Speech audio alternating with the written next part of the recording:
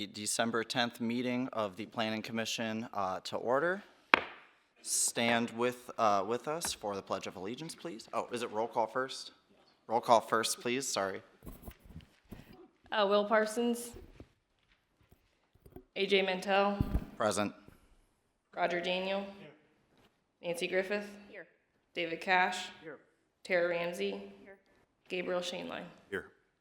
Can I get a motion for excusal of absence? I'll make a motion to excuse Will's absence.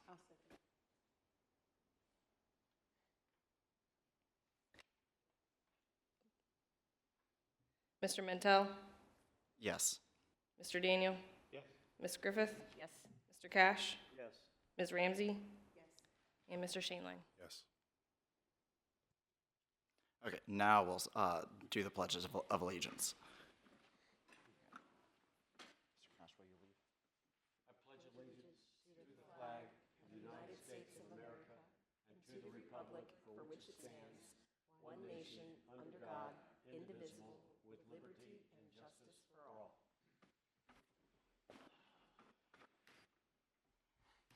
Okay, and then next order of business, do we have the meeting minutes to review for this meeting? No, we're going to be doing meeting minutes in January for the October, both November meetings, and then your meeting for tonight. Okay, sounds good. So that brings us to our first order of business. It's a public hearing for a major amendment to a planned development. This is the Havenwood development. It's a request by JA Development on behalf of the property owner, Ravello Properties, to amend the approved planned development known as Havenwood. It's located on the western side of Town Boulevard, and it's to remove a commercial use and to attach 13 additional single-family units to the development. Ms. Fetters, take us away. Dave, do you want to swear me in? Yes. Thank you. Do you solemnly swear or affirm that the testimony you're about to give before this commission will be the truth, the whole truth, and nothing but the truth, so help you God? I do. Thank you.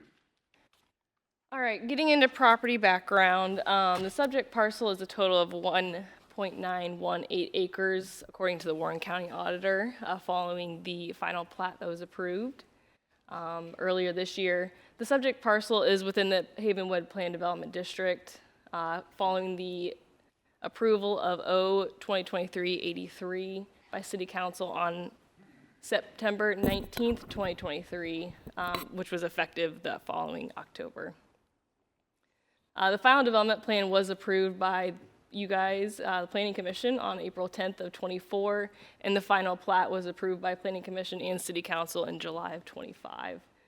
The final plat did establish a total of 49 parcels. 47 are designated for residential dwelling units, just over 2.5 acres, 1 parcel for open space and private roads, just over 3.5 acres, and 1 parcel for a future commercial parcel, which we're talking about today, to equate for the 8.372 acres of the original parcel. So the currently approved final development plan established the following minimum site development standards for the residential parcels within the planned development district. A minimum lot width of 20 feet, lot depth of 85 feet measured from the private roadway, front yard setback of 25 feet, and side yard setback of 10 feet between buildings. The currently approved architectural elements include a first floor facade of brick with all other facades and floors comprised of vinyl. Getting into staff analysis, looking at how this applies to the city's adopted plans and regulations, staff finds the following.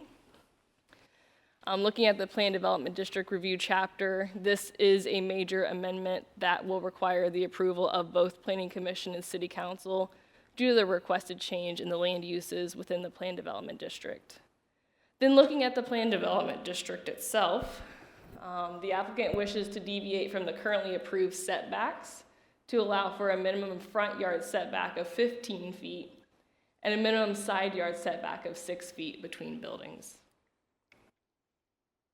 Here is the proposed site plan that is amending this parcel right here, originally designated as commercial, now to be residential with 3 structures that is split into 13 units. Here is the proposed building elevation for those 13 units. So the applicant is requesting the architectural waivers that were approved for the currently approved residential portion of the development to also apply to the amendment here. So it will be brick on the first front floor of the front facade, vinyl on all other facades and floors. Getting into how this aligns with our streets requirements, based on the site plan submitted by the applicant proposes a private street with access from Town Boulevard with a width of 24 feet. According to the manual design for public improvements, local streets require a minimum street pavement width of 29 feet from curb to curb. However, the currently approved site plan reduced the private street width to 24 feet for the approved private streets in the currently approved residential portion. Continuing to look at streets here, as presented in the proposed site plan, the private street proposes access to units 5 through 13. However, units 1, 2, 3, and 4 do not have access to the private street. Looking at parking, the proposed parking stalls at a 90-degree angle off of the private street have a length of 19 feet and a width of 9 feet. They do meet the requirements set forth in Chapter 12-1804. I included the table for your reference.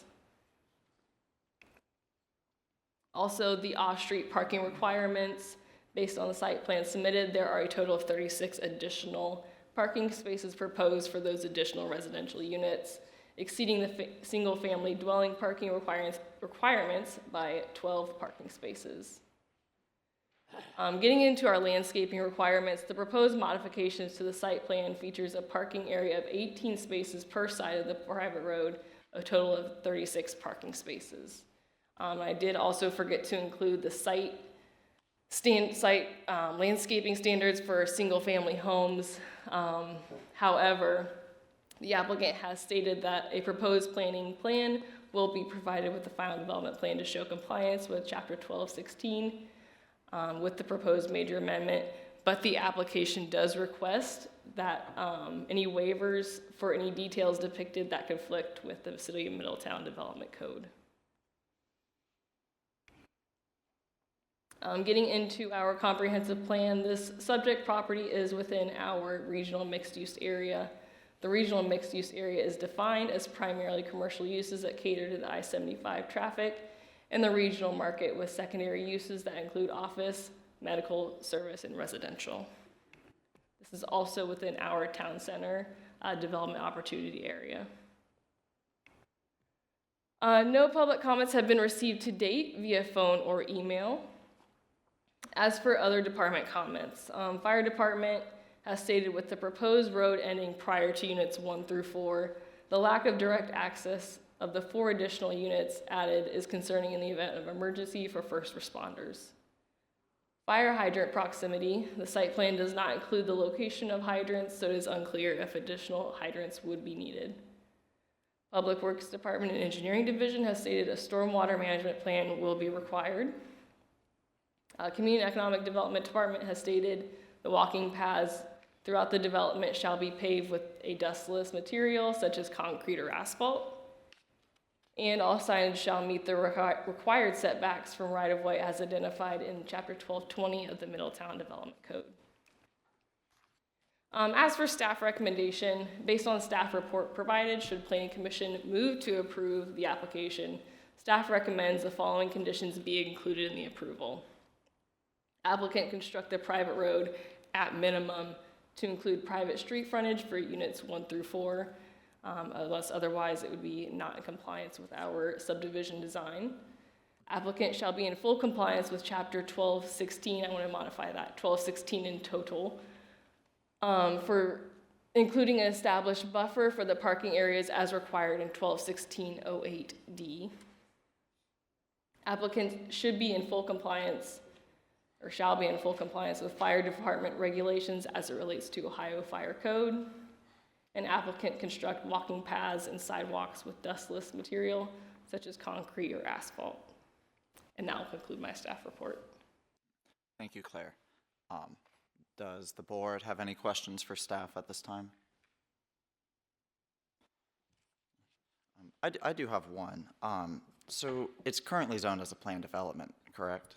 Yes. So if we approve removing the commercial use to it, it's no longer mixed use. Does that still apply to be like a mix or a planned development? It's still a planned development. It's just removing that proposed use that was included in the preliminary and final development plan.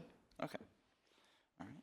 Well, if the board doesn't have any questions, then we can go ahead and open up the public discussion. So anybody who is wishing to speak in favor of this application, please step forward and be sworn in by Mr. Cash.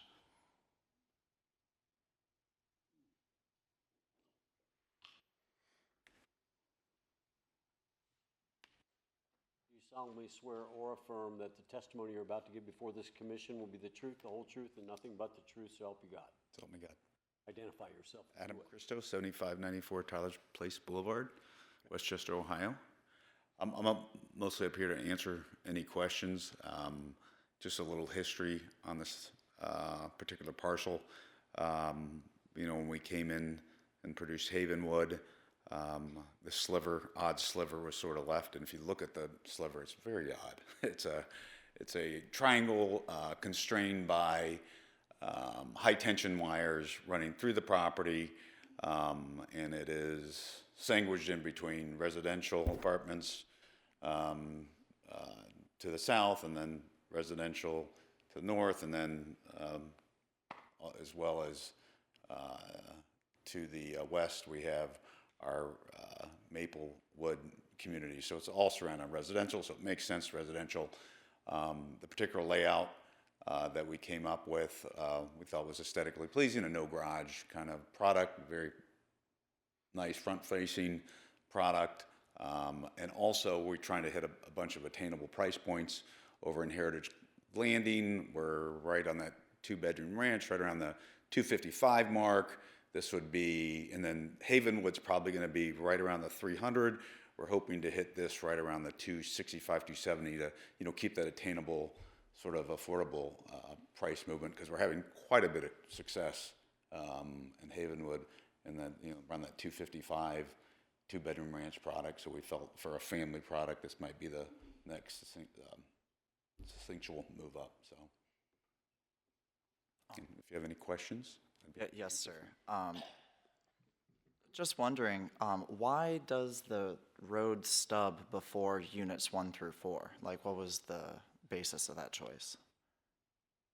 I only bring it up because the fire department. And we have no problem correcting it. I mean, it was like the more greenery marketing you could get, less pavement from your house, that's more of a premium. That was probably that simple. Believe me, I love my green spaces. So that was the only thing in that park path. But yeah, I mean, we have no problem extending, redoing that to satisfy staff and the fire department's concern. So Let me follow up on that, because if I was an owner of 1, 2, 3, or 4, not having a parking spot right in front of my unit might be somewhat of a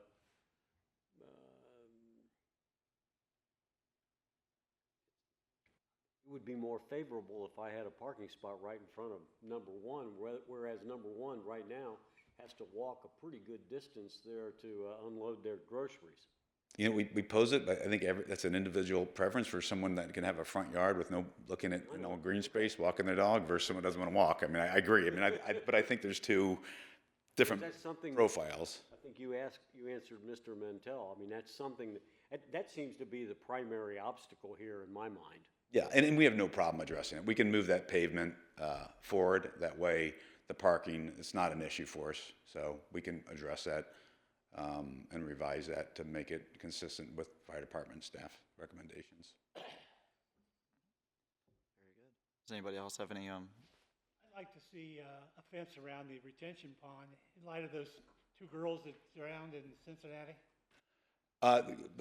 couple things on the retention. Oh, we're moving over to a different development, though.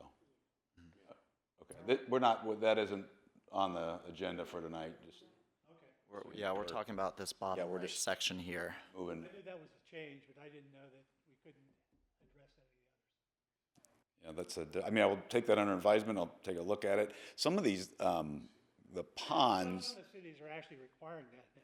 well, these are, I know it's supposed Dry to be most basins? of the time, but is this a dry basin?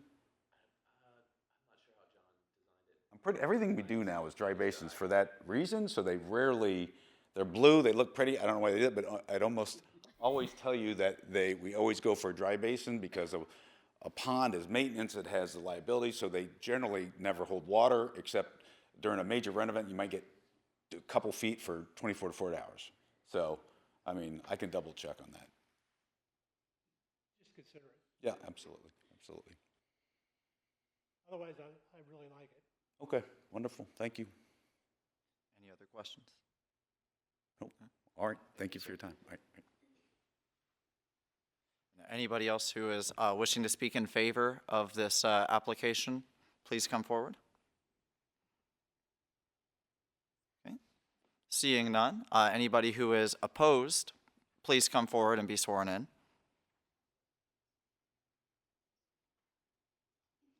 And seeing none, we will close the public hearing and move to deliberation.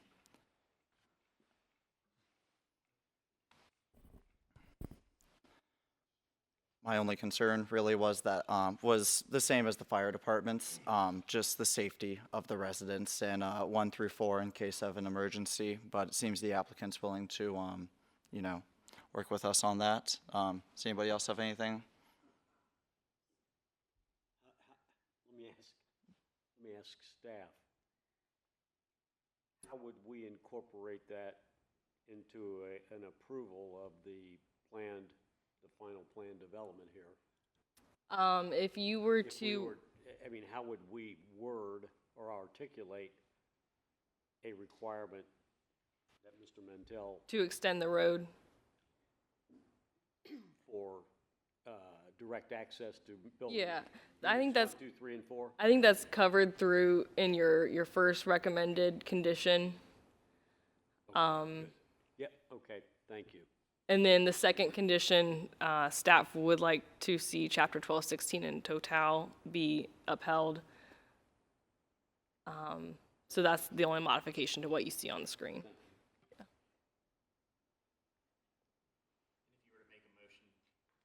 If you were to make a motion, you wanted to indicate your recommendation of approval subject to the modifications as read here tonight so that you don't have to try and wheel it out there. You can defer to that. Anybody like to make a motion? I'll make a motion that the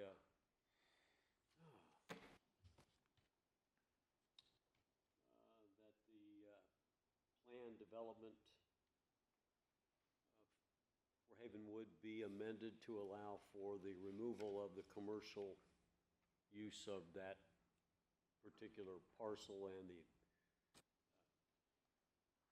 construction of the proposed units of 1 through 13, subject to the requirements as set forth in the staff recommendation. I'll second that.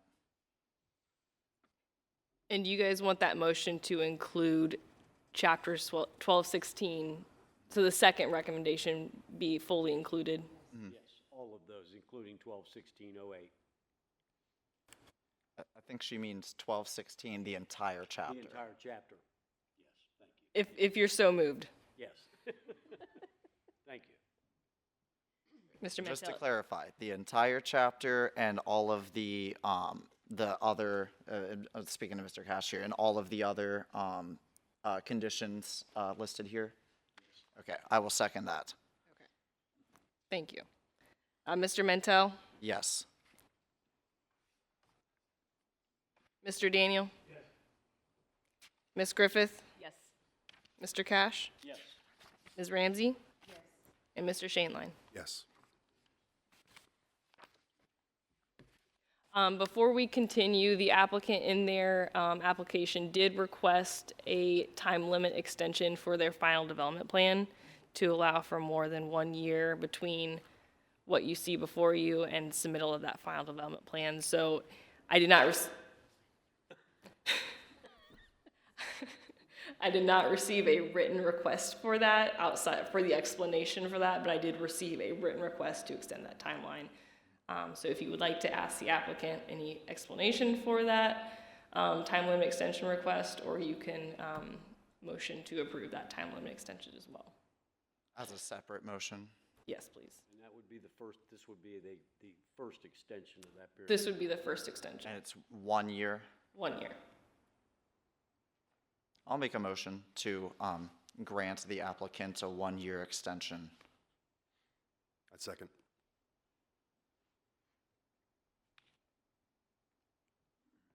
Mr. Mentel, Yes. Mr. Daniel, Yes. Ms. Griffith, Yes. Mr. Cash, Ms. Ramsey, and Mr. Shainline. Yes. Okay, so moving forward, we've got case 3125. It is a request by the applicant, Lawrence Bishop II, on behalf of the property owner, Easter Lily Farms, for a conditional use to allow for a religious place of worship at the approximate 6.8 acre parcel known as 3497 Dixie Highway. It's currently zoned a B2 community business district where religious places of worship are a conditional use according to the development code and requires this board's review and approval. All right, the subject property is just over 8.5 acres with a 44,294 square foot structure that was built in 1984, last transferred on September 19th of 2024, according to the Butler County Auditor's website. The last documented use of the property, according to the city's records, was a movie theater. The subject property is currently zoned B2 Community Business District. And the purpose of this district is to provide for areas of the city that will contain a wide variety of commercial and office uses to meet the needs of the city and region that require access to major arterial streets and are in close proximity to major residential neighborhoods. Getting into staff analysis, the definition of a religious institution is defined as a building together with its accessory buildings and uses where persons regularly assemble for religious worship, and which building, together with its accessory buildings and uses, is maintained and controlled by a religious body organized to sustain public worship. I'm getting in the use-specific standards for religious places of worship. All buildings shall be set back a minimum of 25 feet from all lot lines except in the UCU district. The existing structure is approximately 91 feet from the northern parcel line, 120 feet from the western parcel line, 70 feet from the southern parcel line, and 31 feet from the eastern parcel line. And that is measured from the closest parcel lines, as this is a unique parcel where it has two different panhandles almost. New uses shall be on a lot with primary access on a major arterial, minor arterial, or collector street as established in the Middletown Street Master Plan. The two access points for the subject parcel are South Dixie Highway, which is a major arterial, and Roosevelt Avenue, which is a collector street. Here is the map for your reference. The Middletown, or our comprehensive plan, so this property is within the regional mixed use area, so the same future land use area as the previous case. So this does fall a little outside of what the future land use map has designated for the use of this property. It is a significant property in close proximity to some priority city projects. This is also within the town center development opportunity area. No comments have been received to date via phone or email for the case. As for other department comments, Public Works Department Engineering Division has stated a traffic impact study will be required per the City of Middletown, Ohio Manual of Design for Public Improvements. And Community and Economic Development Department has stated the proposed use of the wrong acreage property would generate limited, if any, income tax withholdings for the City of Middletown. and does not align with the future land use map as defined in the comprehensive plan. As a large portion of the land is in close proximity to priority city projects, the city should uphold the vision identified in Destination Middletown. As for staff recommendations, should Planning Commission move to approve the application, staff recommends the following conditions be included in the approval. The applicant be in full compliance with Public Works Department and Building Inspection Division's requirements, and any exterior renovations, including architectural and site plan changes, including parking, shall be subject to the applicable chapters of the Middletown Development Code. And that will conclude my staff report. Does anybody have any questions for staff? I do. The traffic study. Mhm. It said could you go back to that language? It said it will be required. Is that per city ordinance, or is this a demand that the Public Works Department and Engineering Division is making? It would be per their manual of design for public improvements. I don't fully know what's captured within there because an applicant will go through many touch points when they open a new business or a new use. They'll encounter zoning, they'll encounter building inspection division, as well as public works, especially when a large amount of traffic could be generated from the use. So I don't know what traffic count triggers it, but.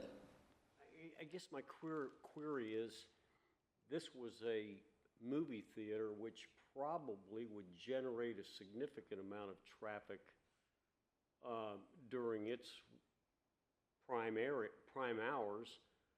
Do you know if a traffic study at some point in time for Cinema 10 had ever been performed? I have no idea. Okay. I don't know what. I'm just, and we'll hear from the applicant what the anticipated traffic, is that something that, well, never mind. Thank you. Mhm. You kind of asked my question, so does anybody else on the board have any questions for staff? Okay, so we will go ahead and open the public hearing. Anybody who wishes to speak in favor of this proposition, please come forward and be sworn in by Mr. Cash.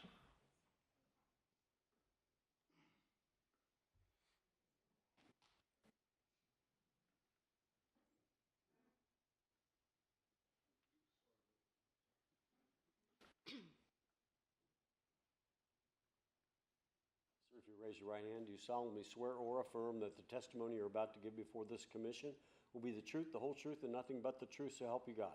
I do. And identify yourself if you would. I'm Lawrence Bishop II. I'm just here mostly to answer any questions you'd have, or anyone has. My main question is, well, let's start off with Mr. Cash's question about the traffic that would be generated. I mean, how many people do you anticipate like attending like your regular Sunday service there? That's the same thing the bank said. I don't know.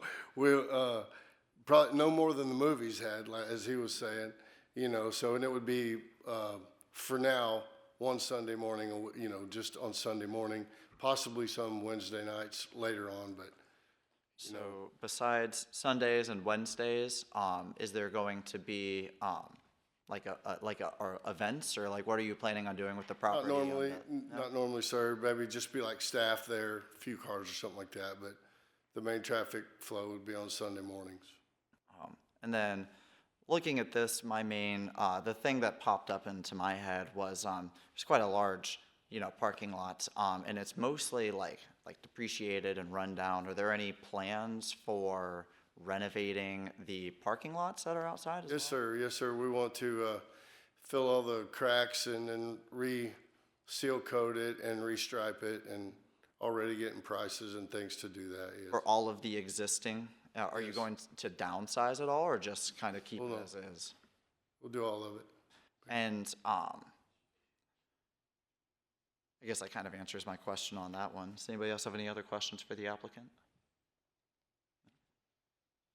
I'm trying to come up with a question. Feel free to let me go. Huh? What's that? I said you can feel free to just let me go. So obviously, is this is this gonna be affiliated with Solid Rock? Oh, no. Oh, no. Because Lawrence, you know, your dad, I think it was your dad. Yes, sir. And your mom who's operate Solid Rock. Are you do Not, you anticipate a flow of congregants from Solid Rock to come over? I mean, I'm just kind of getting an idea. Sure, of what sure, kind no of problem. Services you're gonna run. feel free. Not run, I should conduct. That run didn't sound good. Oh, that's all right. No, I'm not affiliated in any way with Solid Rock anymore. And when I left, you know, most of the people left. So basically, I had a congregation with no building. So you have a current congregation that or do you have a current congregation where you're meeting in a temporary location? Not meeting on a regular basis. We were meeting. I have probably an indoor arena at my barn. We had a cowboy church once a month that can seat like 500 people. So we would meet there once a month, and we'd have a jackpot bull riding and a live band and cowboy church in there once a week. And so that's the only place besides the local churches I've ministered at where we have met at all regular. So basically, a lot of them are just waiting on this building or, you know, waiting on us to get in there. Considering you got 44,000 square foot in that location, that's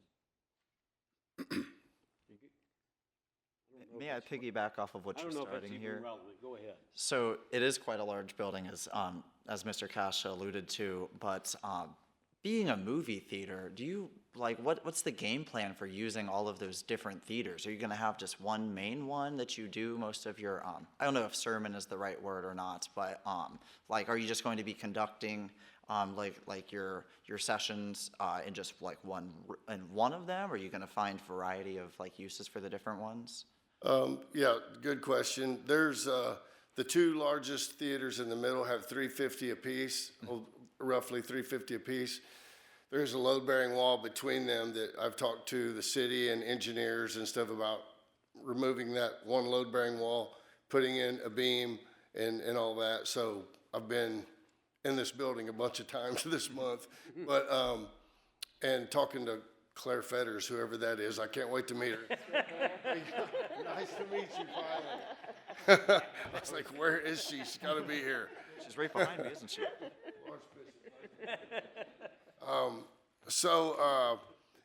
Yeah, and then so to take down that one initially to have roughly 700 seats, and then one for a youth room, one for a children's church.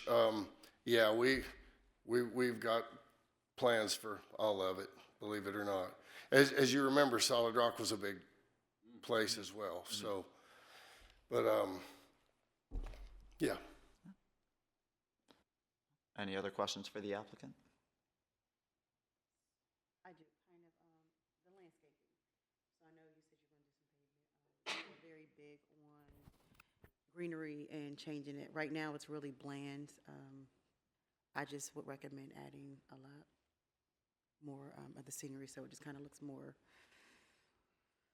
residential, commercial, but the feel, the landscape just, I don't know, I want to say more prettier, but in that sense, do you tend to, can't really add trees, but just increase. So you're saying to improve the landscape of the Yes. place there?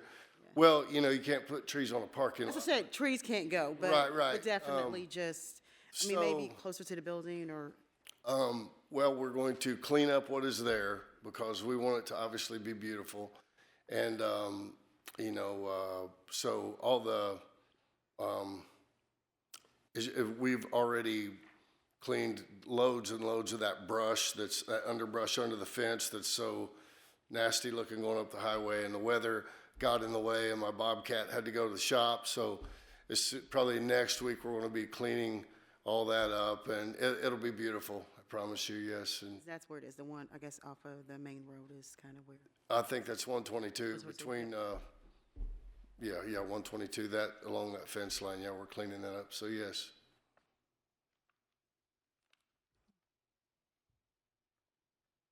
don't have any other questions for you. So thank you, sir. We really appreciate it. Thank you. Thank you. Thank you. Anybody else who is wishing to speak in favor of this application, please come forward and be sworn in. Okay, seeing none. Any opposed to this proposition, please come forward and be sworn in. And seeing none, we will close the public hearing and move into deliberation. Well, it seems like a solid plan to me, but this actually just popped into my head since we were talking about the parking lot. Claire, could you go back to the figure from the last one? I did not include that in the PowerPoint. Oh, okay. We can speak to it. The reason I did not include that in the staff recommendation is because it's an existing parking lot. So it wouldn't need to conform to this minimum 7.5% of landscaped areas to Right. come into compliance? Right, so it is an existing non-conforming parking lot. That's why I included the second recommendation, staff recommendation. So any exterior renovations, including architectural modifications or any site plan changes, which would include parking lot reconfiguration, should be or shall be subject to the Middletown Development Code. And then be brought in full compliance. If they're gonna dig up some parking, then bring it all into compliance. Okay, I understand. Thank you.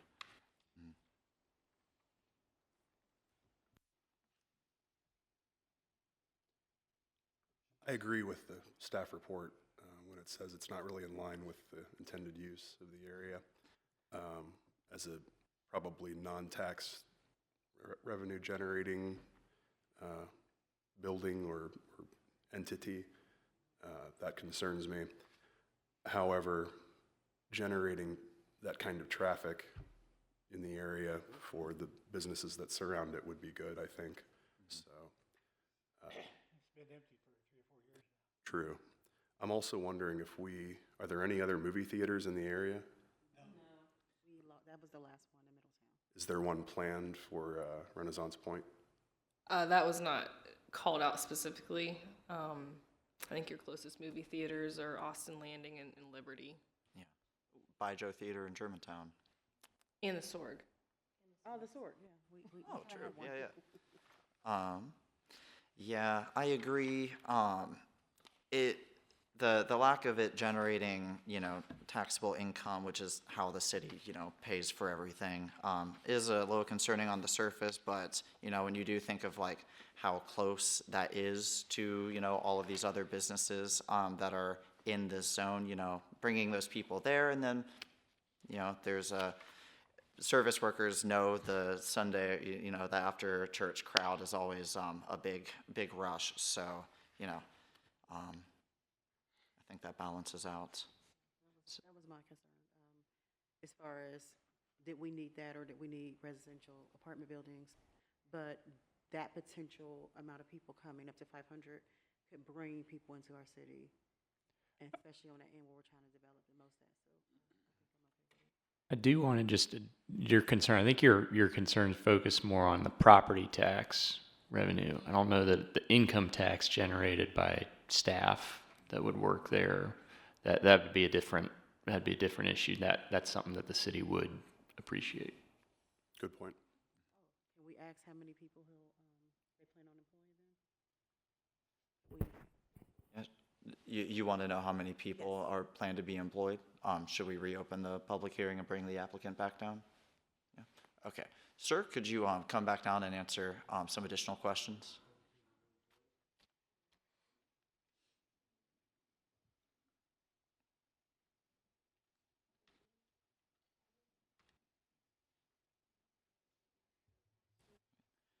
So we are reopening the public hearing, and sir, Ms. Hunter has some questions for you.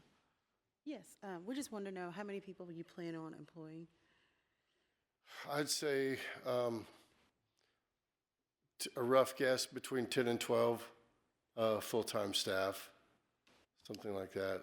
And I don't know, I can't hear everything y'all saying. I played in a rock band, so I'm half deaf, but But I heard you did talk about something about generating restaurant business and things of that, and that would be, yeah, I thought I heard you mention that. But so I hope that answers your question. Yes, thank you. All right. Well,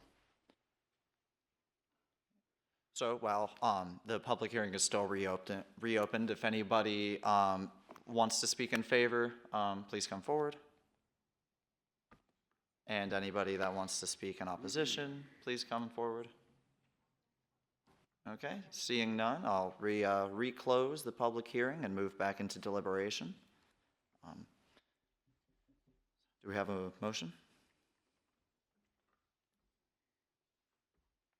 I'll move that the conditional use be granted, I guess, subject to the traffic study, which the engineering division does want, although I question the need for that. That could be something that the engineering department could determine whether that's necessary at that point, but probably better for them to make that determination than this commission. Thank you. So I don't need to make the motion conditioned upon that. So I'll make a motion that the conditional use application be granted. I'll second that motion. Mr. Mento? Yes. Mr. Daniel? Yes. Ms. Griffith? Yes. Mr. Cash? Yes. Ms. Ramsey? Yes. And Mr. Shainline? Yes.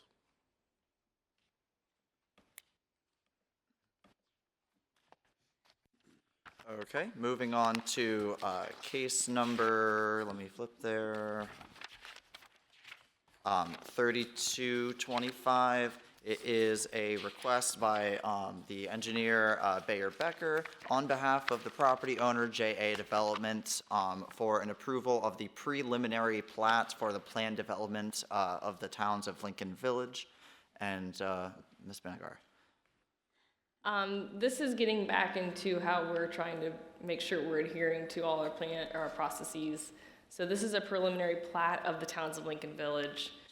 You guys have seen the preliminary development plan. It has been approved by Planning Commission as well as City Council, and you have also seen that final development plan. But I will get into property backgrounds. This is in a total of 5.5299 acres that spans a total of 4 existing parcels. The parcels are currently vacant and had been originally the location of the former Lincoln Elementary School, which was built in 1927. The school was in operation until 1980 when students were moved to Roosevelt Elementary School. Following the closure of the school, several small businesses have operated out of the building until formal closure and demolition in 21. According to the Butler County Auditor, these parcels were last transferred on November 5th of 2025. So this is within that planned development district that was established following the approval of O-2025-02 by City Council on January 21st of 25, effective February 20th of 2025. And like I said, the final development plan was approved as submitted by Planning Commission on April 9th of 2025. That currently approved final development plan established the following minimum site development standards within the planned development district. A lot width of 20 feet, lot depth of 96 feet, front yard setback of 20 feet, side yard setback of 6 feet between buildings, and a rear yard setback of 30 feet. The final development plan also features a 23-foot wide local public street, a total of 42 feet of public right-of-way, perpendicular to Central Avenue and Howard Avenue, a 5-foot public sidewalk within the 42-foot public right-of-way, 200 parking spaces, which includes 77 spaces accounted for within the attached garages, 112 spaces accounted for with the driveways of each unit, and 11 additional spaces perpendicular to that public street, 1.24 acres of open space, and a dog park. Here is that approved final development plan. Then getting into staff analysis, staff finds that the applicant proposes review of that preliminary plat of the major subdivision. So this is the first step prior to a formal final plat. The preliminary plat creates a total of 63 parcels 59 parcels for the residential dwellings approved in the final development plan, and 4 parcels of private open space for the development. The proposed preliminary plat aligns with the approved final development plan. Here is that preliminary plat for your review. There was like 23 or 25 pages of a complete submittal. I did not include all those on the screen. There is no other comments from other departments at this time, and there's your review criteria for major subdivisions. Staff is not giving a recommendation, as this is more of an administrative site plan review by Planning Commission. That will conclude my staff report. Thank you. All right. Does anybody have any questions for staff? I do. And I apologize. I feel like an idiot. We've already approved a final development plan. What is a preliminary plat? Is this for purposes of recordation with the county? Yeah, so the Middletown Development Code, when you subdivide and create more than 6 parcels, it's considered a major subdivision. So whenever there's more than 6 parcels created, so there's 64 going to be created here, or 63, it has to move through the major subdivision process, which includes a preliminary plat reviewed by Planning Commission, as well as a final plat that is reviewed by Planning Commission and City Council. So this is the step 1A of creating that plat. So the final plat creates the legal document recognized by the public. Right. As far as ownership of property is concerned. Right. All right. So it's somewhat of a formality? It is, but in order to, if the applicant Nothing's changed, right? No, nothing's changed. If the applicant wishes to construct like a model or sales home, our Middletown Development Code requires a preliminary plat to be approved by Planning Commission. I know that is the desire of the applicant to start moving forward with a sales or model home. So to ensure we're adhering to our processes, this is a requirement. Thank you for the explanation. Anybody else? Okay. Seeing none, we'll go ahead and open up the public hearing. Anybody who's wishing to speak in favor of this development, please come forward and be sworn in by Mr. Cash. Okay, seeing none. Any opposed? Please do the same.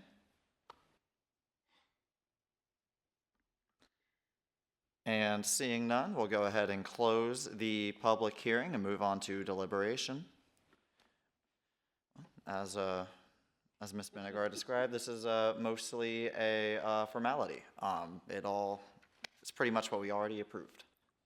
So I will make a motion to, unless anybody has anything to say. Nope. No. I'll make a motion to approve. Second the motion. Mr. Mentel, Yes. Mr. Daniel, Yes. Ms. Griffith, Yes. Mr. Cash, Yes. Ms. Ramsey, Yes. and Mr. Shainline. Yes. Okay, moving forward, we have case 3325. It's at 1328 Woodlawn Avenue. So it's a request by applicants Amber Kelly and Jessica Turner on behalf of property owner Dickie D. Brandon Trust for a conditional use approval for a transitional house at this address. The parcel is currently zoned R4, and we are discussing the conditional use approval. Yes, so this property is zoned R4, attached residential district, where transitional housing is a conditional use according to table 1204-3 of the Middletown Development Code. Getting into property background, the subject property is on a just over quarter-acre parcel with a 1,110 square foot, 4-bed, 1-bathroom, single-family dwelling that was built in 1993, last transferred on December 21st of 2010, according to the Butler County Auditor's website. Last documented use of the property, according to the city's records, was a single-family dwelling. There is a current open zoning violation for the subject property for operating a transitional house without a certificate of zoning compliance. The city's zoning administrator issued a pre-violation letter to the property owner on October 1st of 2025, after city staff was forwarded an email invitation for a ribbon cutting for the opening of the transitional house and reviewed city records for zoning approval for such use. I'm not going to read the district purpose, but getting into the definition of a transitional house, since I know there's always discrepancy in what an applicant or property owner or even what staff might think a transitional house is. So as defined by the Middletown Development Code, transitional housing is a temporary housing arrangement designed to assist persons to obtain skills, financial wherewithal, and or physical, physiological, and emotional stability necessary for independent living in a permanent housing in a community. Transitional housing is housing in which an organization provides a program of therapy, counseling, supervision, and or training for the occupants. The organization operating the program may or may not be licensed or authorized by a governmental authority. And the program is for the purpose of assisting the occupants in one or more of the following types of care: protection from abuse and neglect, or developing skills and the personal stability that is necessary to adjust to life in the community, and treatment of the effects of substance abuse, even if under criminal justice supervision. The definition of transitional housing includes the term halfway house, safe house, temporary care home, and other similar uses. The definition of transitional housing does not include the terms group home as defined elsewhere in the code, or other similar permanent group living facilities. So getting into the use-specific standards for transitional housing, these are what are required in a transitional home. So no exterior alteration of the structure shall be made which departs from the residential character of the building. All new structures prepared shall be of compatible residential design with the surrounding neighborhood to the degree possible. In order to prevent the concentration of such facilities, no transitional housing shall be located within 1,500 feet of any other transitional house or group home. Such distances shall be measured along a straight line from one corner of the building containing one facility to the nearest corner of the building containing the second facility, or also known as the crow flies. Staff note here, in the review of the known transitional group homes in this area, there are 2 existing transitional homes within that 1,500-foot required buffer. The facility shall have 24-hour supervision consistent with pertinent supporting agency standards, subject to review and final approval by the Planning Commission. And prior to the issuance of a final certificate of occupancy, the operator or agency shall provide evidence that a valid license has been issued or is obtainable for this proposed use on the subject property. If licensing is not available, a verified affidavit so stating shall be presented. Here is a visual of that 1,500-foot required buffer, and you can see Hope House and Hen House within that buffer.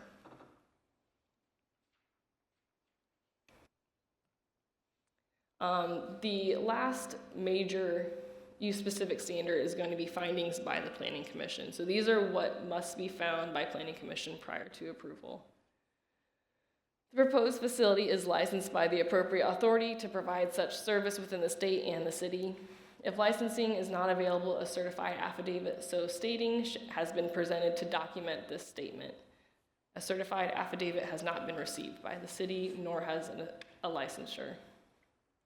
Will be designed, constructed, operated, and maintained so as to be harmonious and appropriate in the appearance with the surrounding uses, so that such use will not change the essential character of the same area. Will not be hazardous or disturbing to existing or planned future neighboring uses from the standpoint of noise, lights, congestion, or traffic generation, which would be incompatible with the neighborhood environment. Will be served adequately by essential public facilities and services such as highways, streets, police, and fire protection, drainage, and schools, or that the persons or agency responsible for the establishment of the proposed use shall be able to provide adequately any such services. Will not involve uses, activities, and conditions of operation that will be detrimental to any persons, property, or the general welfare, and will have vehicular approaches to the property which shall be so designed as to not create an interference with traffic on surrounding public streets. This property is within our Oakland Neighborhood Special Interest Area. That land use category has a vision to be revitalized residential area that is in close proximity to downtown with expanded pedestrian amenities and features premier residential and mixed uses on the former Vale School site. There is development guidelines for the special interest area, but that's generally for new construction. This property is also within the city's urban core development opportunity area. No comments have been received to date by the public, and no comments from city staff at this time. As for staff recommendation, prior to formal decision on the application, Planning Commission should require applicant to submit an applicable licensing to operate the transitional home or a certified affidavit that such licensing is not available as required by the use-specific standards. Planning Commission shall also consider the setbacks as required by the use-specific standards. Then I will not read the additional staff recommendation. It's for your review if you want to move it with the application as submitted. Here is your review criteria for conditional use approval. Additional criteria and conditions, the time limit process, and appeals process. And that will conclude my staff report.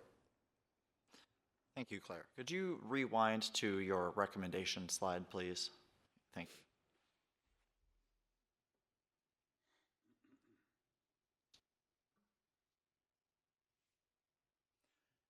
And then, just to clarify, so you haven't received any sort of like proof of like certification or licensure from the applicant? No, myself, the zoning administrator, and our now GIS administrator sat down with the applicants prior to their submittal. I asked about any licensure or certification. They stated they hadn't sought any and there wasn't any for the type of transitional housing they're offering. So that's where that certified affidavit would come into play as it aligns with your use-specific standards for transitional housing. And then this affidavit, who does that need to be from? I'm going to defer to Charles on that. It'd probably be the applicant or owner-operator of the proposed use. Thank you. Anybody else have any questions for staff? I don't have 1204.09C2D in front of me, but does that say what the affidavit is required to contain? Apparently it does. Yeah, it states, so D is this last bullet here, that a verified affidavit, so stating that a license does not exist, essentially. Well, that's what I was wondering. If licensing is not available, a verified affidavit so stating, I guess, stating that a license is not available for what they are doing. Yeah, confirming that there's not some agency out there that they should be in compliance with. Okay, thank you. Does anybody else have any questions for staff? Okay, seeing none, we'll go ahead and open the public hearing. If you are wishing to speak in favor of this application, please come forward and be sworn in by Mr. Cash.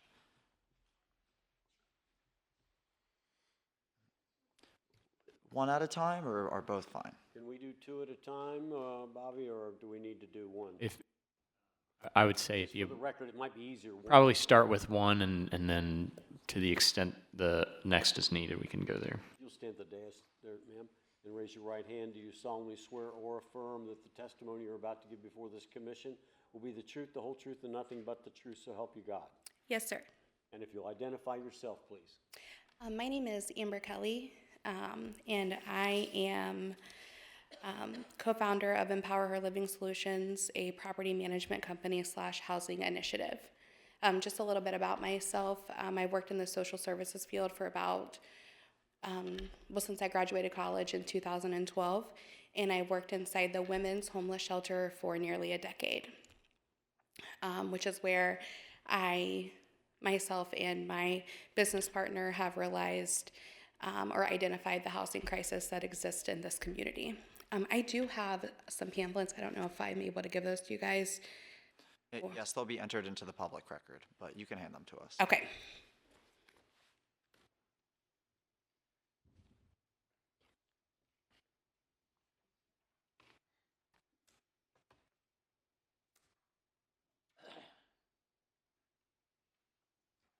you.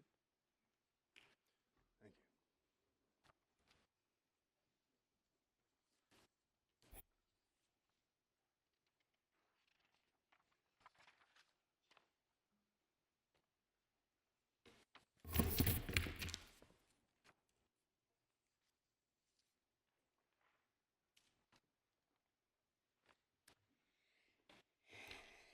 Okay, so we're here today because we completed a conditional use application as we understood that was what was required or was necessary.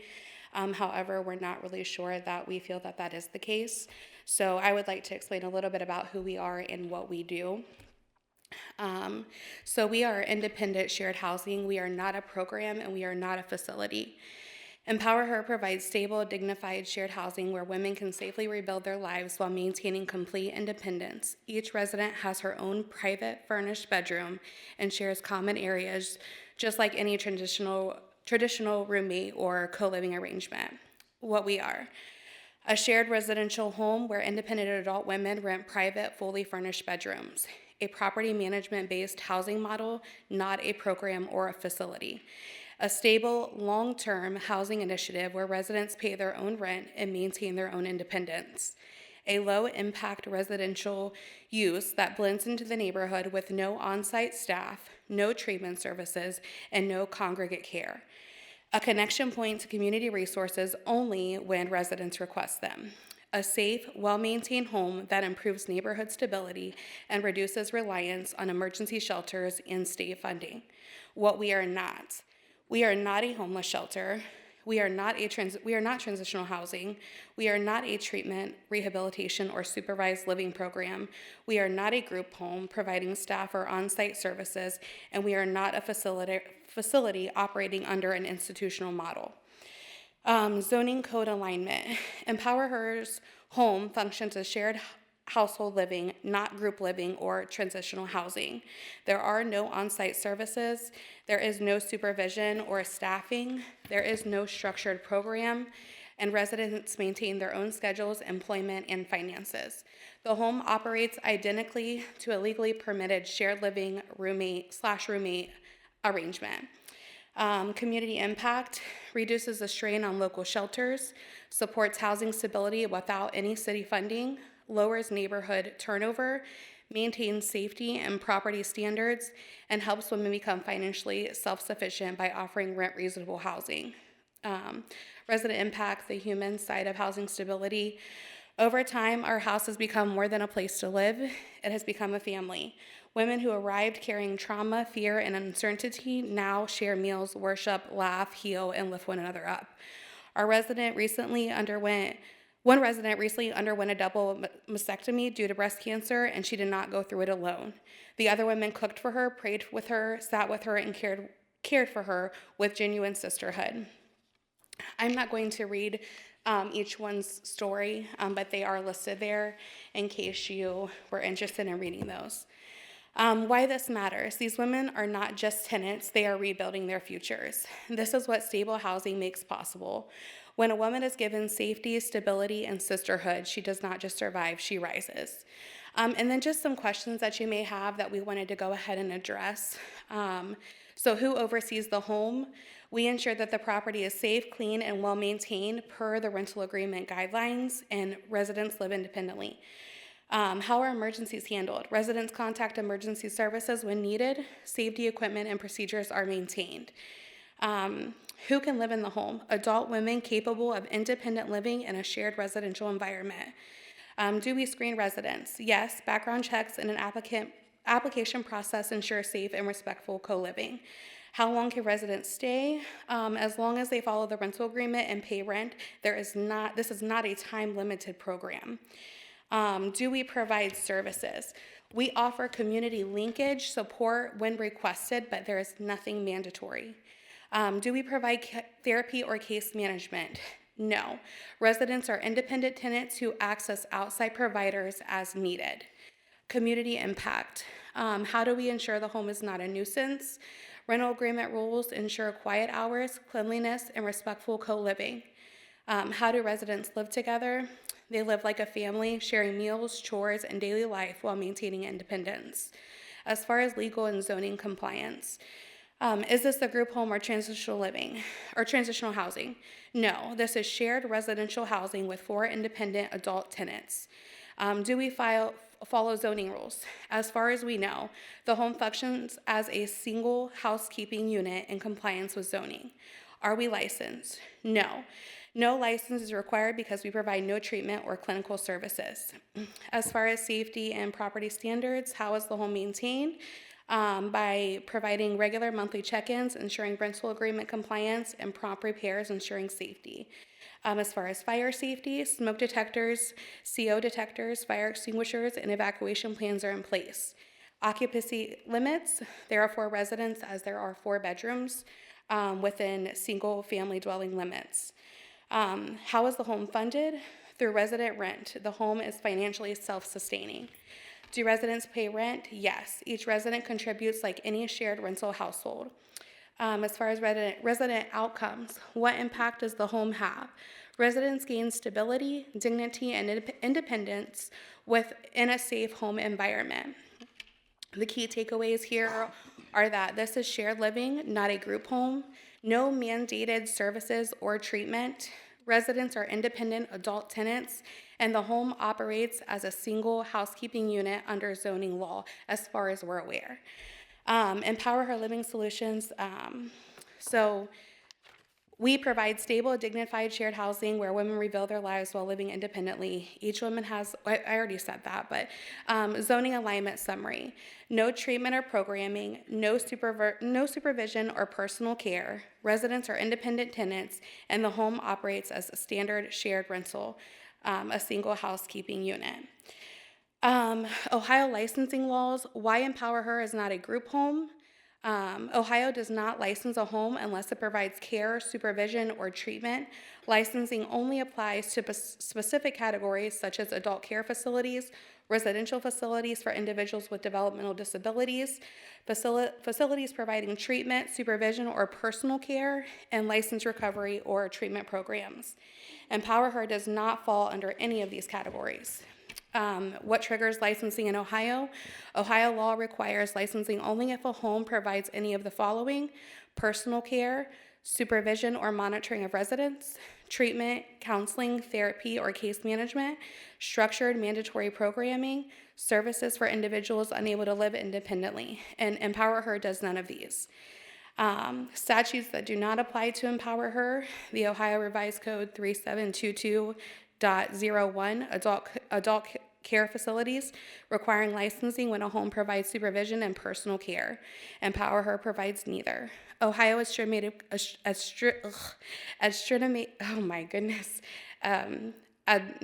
Code 5122-30-03, residential facilities, applies to facilities offering supervision or treatment to individuals with mental illness.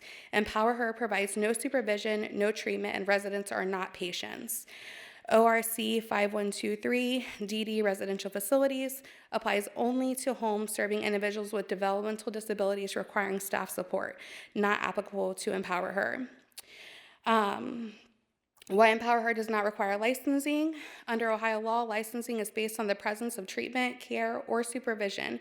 Empower Her provides none.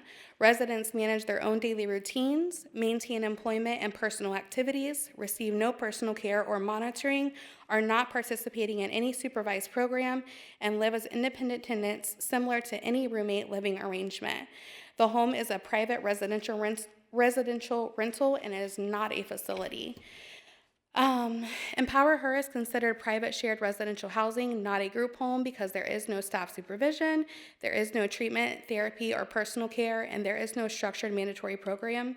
Residents lease housing, not services. It functions identically to a standard shared rental with unrelated adults. Fair Housing Act protection. The Fair Housing Act protects independent living arrangements and prohibits cities from requiring licensing when no care or supervision is provided. Because Empower Her provides housing only, not services, it is fully protected under the federal housing law as far as we're aware. Ohio only licenses homes that provide supervision, personal care, or treatment. Empower Her provides none of these. Our residents are independent adults living in a shared rental home just like any group of roommates. Therefore, we do not fall under any state licensing category. The definition of a single housing unit, which is what we are, a single housekeeping unit is generally identified as a group of individuals who live together as one household in a family manner, share common living spaces such as the kitchen, living room, and bathrooms, share household responsibilities including chores, cleaning, and general upkeep, function together as a single economic unit such as contributing to shared utilities or rent, and do not receive on-site supervision, treatment, monitoring, or programmatic services. This definition is important because it distinguishes a household from any type of licensed or supervised facility and explains clearly why we are considered a single housekeeping unit. Optional support and community linkage does not change this legal classification. Thank you, ma'am. Here. It's very comprehensive. It answered all of my questions that I had, so. I have a question. So, in reality, you're a landlord and have 4 tenants in a house. So we That's the reality, isn't it? well, we are not landlords. We are property managers, but Mr. Dickey Brandon is the landlord, correct? For the owner of the property, Can you say that one more time? your property managers is basically what you are. Correct. We consider You ourselves, offer- There's no 24/7 supervision? absolutely not. There's no, There's no Support services at all for the women? support services other than go to Google and say, go here and go there and go here and go there. I was gonna say, we consider, That's what, I got a whole different impression from your application. Because from your application, I thought you were hands-on with these people, but it doesn't sound like you're hands-on. correct. So, I'm not really sure what was said for the city or zoning to come to us originally, but when we came to our zoning meeting originally, we were discussing with Claire and I think Mr. Fox about what technically we are or what we are not, and that was something that was still really up in the air at that time because we were not super familiar with law, verbiage, or any of those things. So that's when we took it upon ourselves prior to this meeting to identify what we are and what we are not. So the supportive services part is not included anymore, because that was there. It was supportive, like- linkage to supportive services, So what but you not, guys do for the women, it literally is just housing, property management piece. Because I know you did the Ohio codes, but because of that, I think that's why the Middletown codes came up. Because shared housing for our city does require certain, I guess, different code enforcements. Yeah, so we have a variety of group living use types in our group living use category. There is the transitional homes, group homes, skilled nursing and personal care facilities, as well as rooming houses. Staff was going off of what was submitted via the email as well as a flyer that was submitted by the applicants. We did not receive this list in front of us which is totally fine. You don't have to. But it gives us a broader picture of what's actually going on here. But before you is a transitional house application, like for a conditional use. So that's the determination that you guys have to make tonight. So, now that we've addressed staff, the description of what was your last name, ma'am? Kelly. The description that Ms. Kelly just provided us, which appears to be a simple 4-resident rental arrangement, what's the designation that the city would assign to that as a multi-family, what would it be, boarding house? Probably need to go back to the code for that one. I know. I can read you the definition of a rooming house. as defined in the Middletown Development Code. A rooming house is a private dwelling unit where rooms are leased out to unrelated individuals with shared kitchen and bathroom facilities. This use is prohibited in the R4 zoning district. Thank you. How does that differ from, like, let's say that this home was BB Rents and they had 4 tenants all on the same lease? How is that any different? The definition that you just said versus like just renting out a home to multiple tenants in R4? Single living room, that's the difference. Single living room? Yeah, hers is single living rooms rented out versus someone doing a 4-person lease. Ah, Yeah, so you establish the separate dwellings, that's the only, by putting, I see. yeah, Okay. I'm sorry. You guys know No, that's that my clarifies it. professional job. Yeah. I did have one other question. How long had you been operating before you opened your own Pandora's box? So this actually happened really quickly. We just, the ladies just moved in October, and I think we were notified within the first month, I believe, that there may be a zoning violation. Are there any criteria for residents, potential residents? Outside of just standard, what a normal landlord would screen for, of course, we're looking at, it is a shared living environment, so there are some differences in that we need to make sure that the ladies that are living together are a good fit for a shared living home.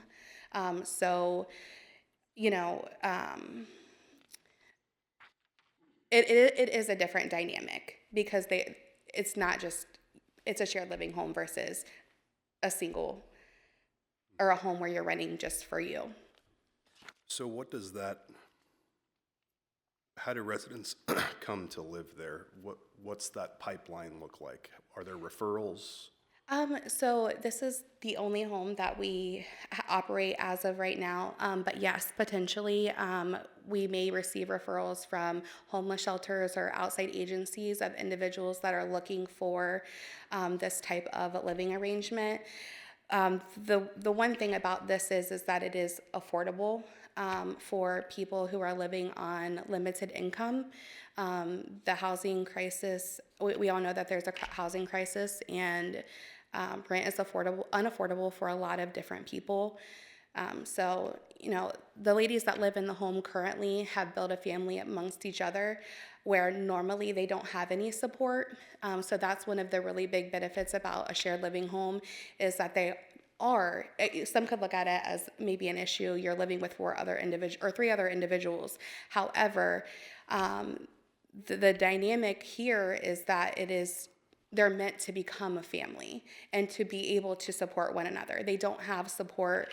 The ladies that are living in the home right now have cycled through the women's shelter more than once. At least 2 of them have.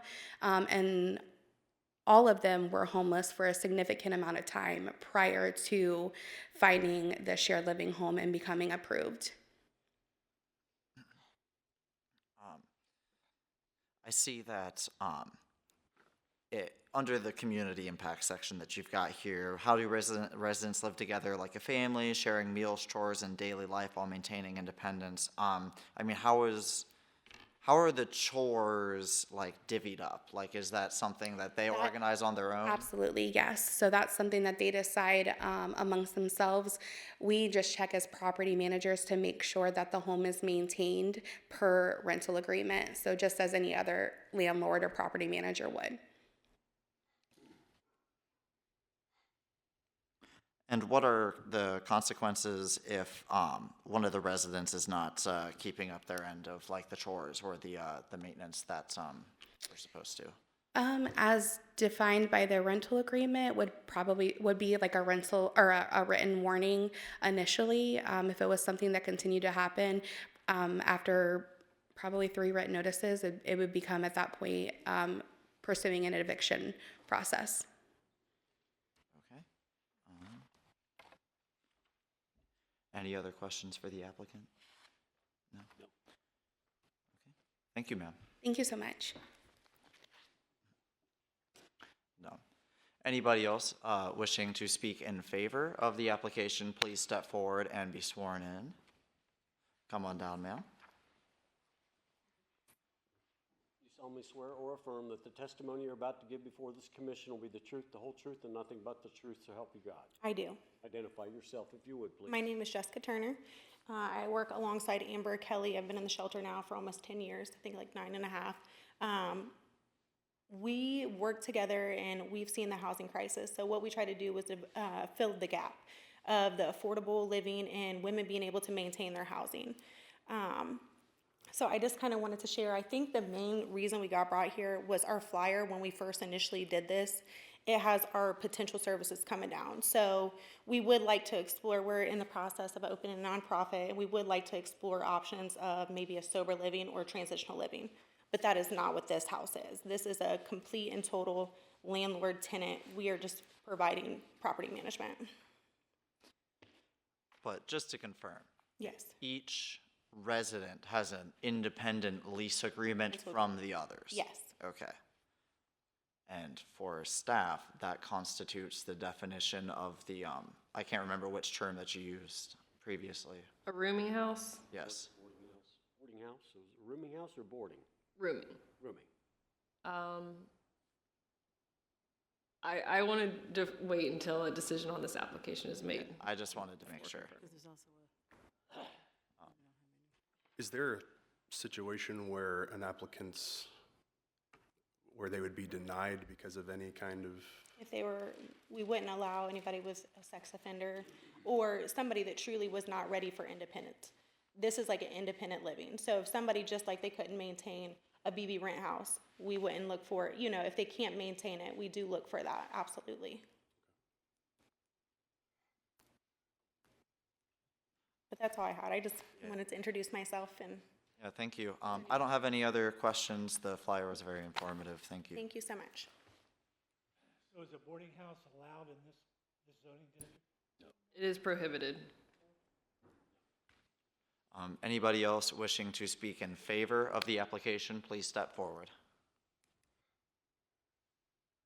Okay, seeing none, anybody wishing to speak in opposition, please step forward and be sworn in. Okay, seeing none, we'll go ahead and close the public hearing and move into deliberation. I mean, this is a tricky one, because it does seem that based off of the, you know, the evidence before us that this seems to be more of a rooming house situation than a transitional housing use type. And I think that the real kicker is the individual lease agreements on that one. As Ms. Binigar stated, that is a prohibited use type in this this zoning district. Does anybody else have anything else to say? So I just don't know how we move forward from here. Council, do you have any? No? I think I'll make a motion that the use application be denied.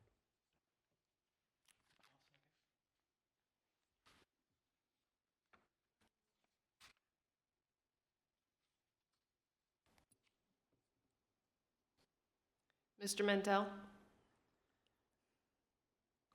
Based off of the evidence from tonight, I'm going to vote yes to deny. Mr. Daniel? Deny. Deny. Yes to deny. Yes or deny? Ms. Griffith? Yes to deny. Mr. Cash? Yes to deny. Ms. Ramsey? Yes to deny.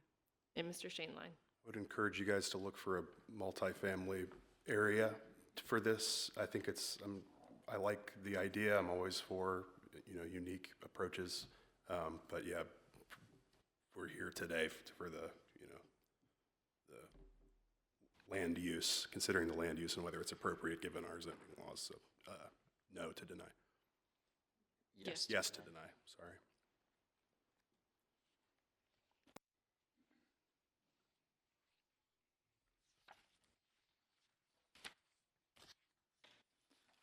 Okay, moving on, we have case 3425 at 4500 Dixie Highway. This is a request by the applicant and the property owner of Javier Rizzi for a conditional use approval to allow for a used car lot that's approximately just under half an acre. It's currently zoned B2 Business District. And the proposed use type is, here, I got ahead of myself, where such use type is proposed in a lot that is less than 4 acres in size and has a frontage less than 200 feet, which requires approval for the conditional use by this board. Ms. Spinnaker. Before we get into the staff analysis, does anybody need a break? I just want to ask. It's okay if you don't. How many more do we have? Cases? This one, a final plat, I think 3. and then old and new business, which includes a continued conditional use case. I wouldn't mind a break. Yeah, okay. Let's go for a 10-minute recess, reconvene, 9-minute recess, and come back at 7:35. Okay, recess.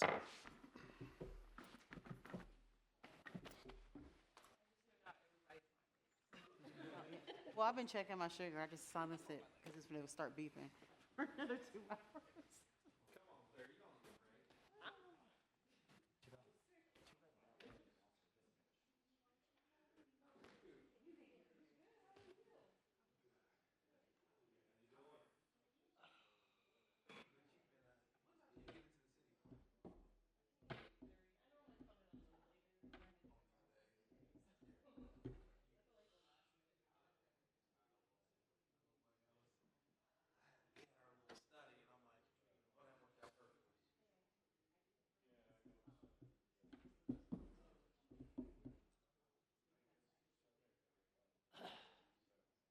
Nancy, your faux windows look pretty good.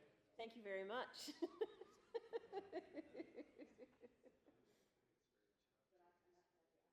They're a little dirty. I think you've got to clean them up a little bit. You know what? You should have told me before they took the cherry picker back. So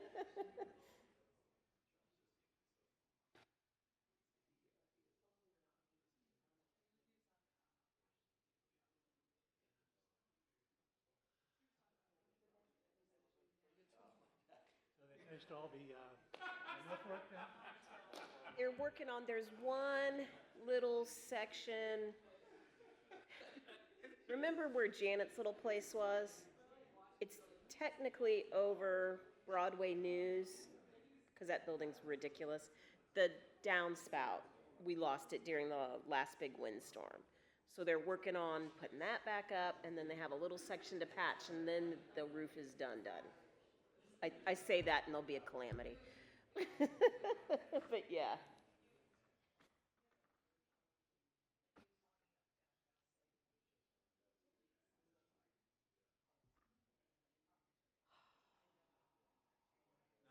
They started, I don't know if you saw this.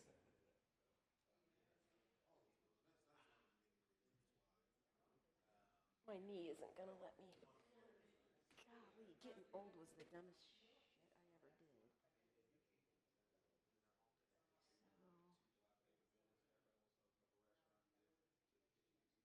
So, going up the stairway by the men's room, all the drywall's moved. Okay. All that pink foam board is gone. And they started, I was just like, man. And ultimately, Looks nice. it'll look like that. And that's the sky the night the building opened. Okay. Our dining room, my house, Yeah. we painted blue, Yeah. and my wife had somebody come in and do stars. Okay? I came in, work. Not sure I like it. She says, we just don't look up. See, there you go. She's a smart gal. Just don't look up.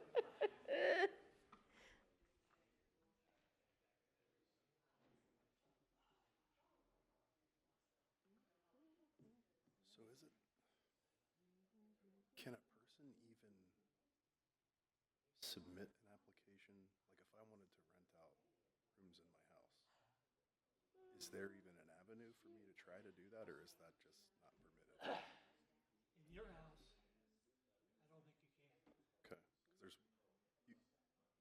one, like changing it to a facility, a treatment facility is one thing, but to change it to, basically convert it to a multifamily. Even if you wanted to rent out part of your house, Yeah, it's a single family only in prison area.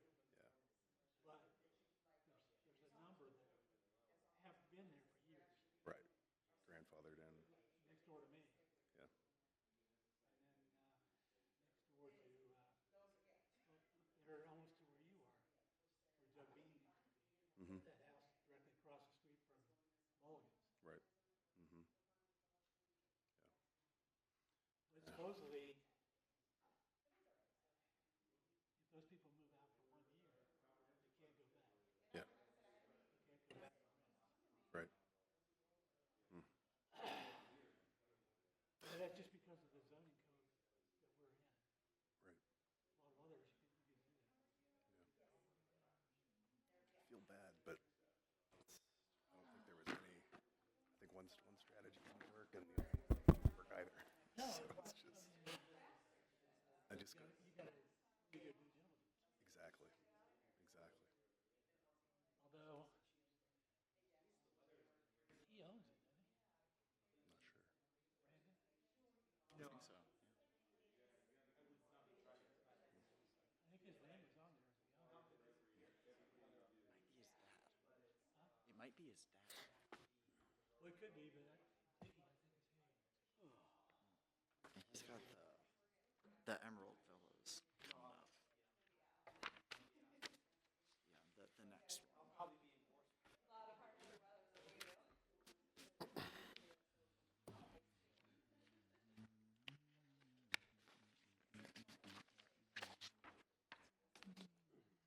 'Cause it was like,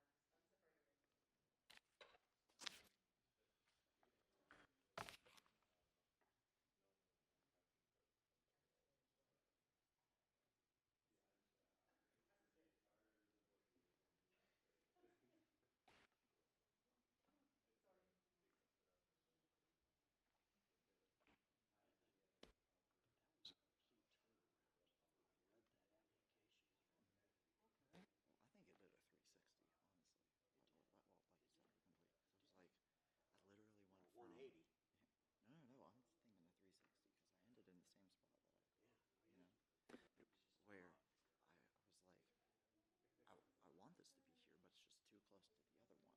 And then it was like, oh, well, it's not one. There's other rules. Yeah. So, yeah, that's a real disappointing one. Yeah, doesn't feel good. But like Roger said, you gotta do your due diligence. Yeah, due diligence. Yeah. Which I wish more applicants would do, but that's why we're here, so. But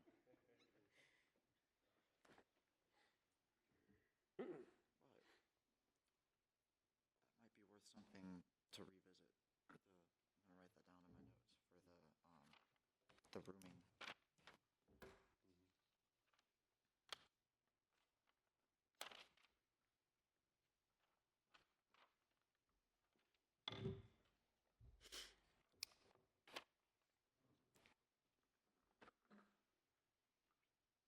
We'll get going here in just a minute. Yep.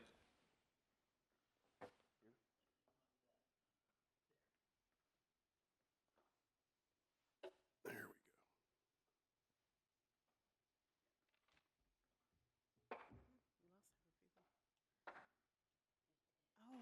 Oh, I guess it's one or the other.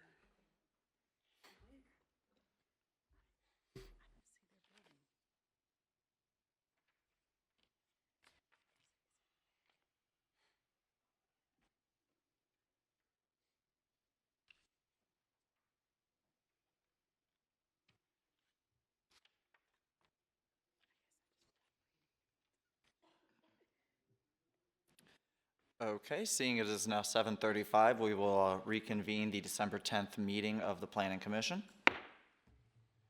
And then I'll just take it from the top here. In short, we have an application by the property owner, Javier Rizzi, for a conditional use for a used car lot at 4500 Dixie Highway. The reason why it's here is because the lot parcel lines are small enough to require it to be a conditional use. Claire? I mean, you did my staff report for me. So according to the Warren County Auditor's website, yes, this is just under a half-acre parcel with a 1,189 square foot structure that was built in 1966, last sold on May 1st of 2000. Getting more into that street frontage, the parcel has an approximate 133 foot street frontage on South Dixie Highway and 146 foot street frontage on Coles Road. The last documented use of the property, according to city's records, was an automotive repair shop. This is Zone B2. I won't read that purpose statement again. But getting into the staff analysis, looking at a definition, you guys are pretty familiar with the definition of automotive sales and leasing, so I won't read that for you. This is for a used car lot. Getting into those use-specific standards, because this is on a parcel that is less than 4 acres with, I mean, there is more than 200 feet of street frontage, but because it is less than 4 acres, it is a conditional use application. The additional use specific standards for this property, or for this use, all outdoor display, storage, and sales facilities must be screened pursuant to section 121606. The use shall be located on an arterial street as designated on the official thoroughfare plan. South Dixie Highway is identified as a major arterial roadway in the city's 2011 street master plan. Coles Road, also known as Central Avenue, once you get more into the city's jurisdiction, is identified as a future minor arterial roadway. No outdoor loudspeakers shall be permitted between the hours of 8 p.m. and 8 a.m.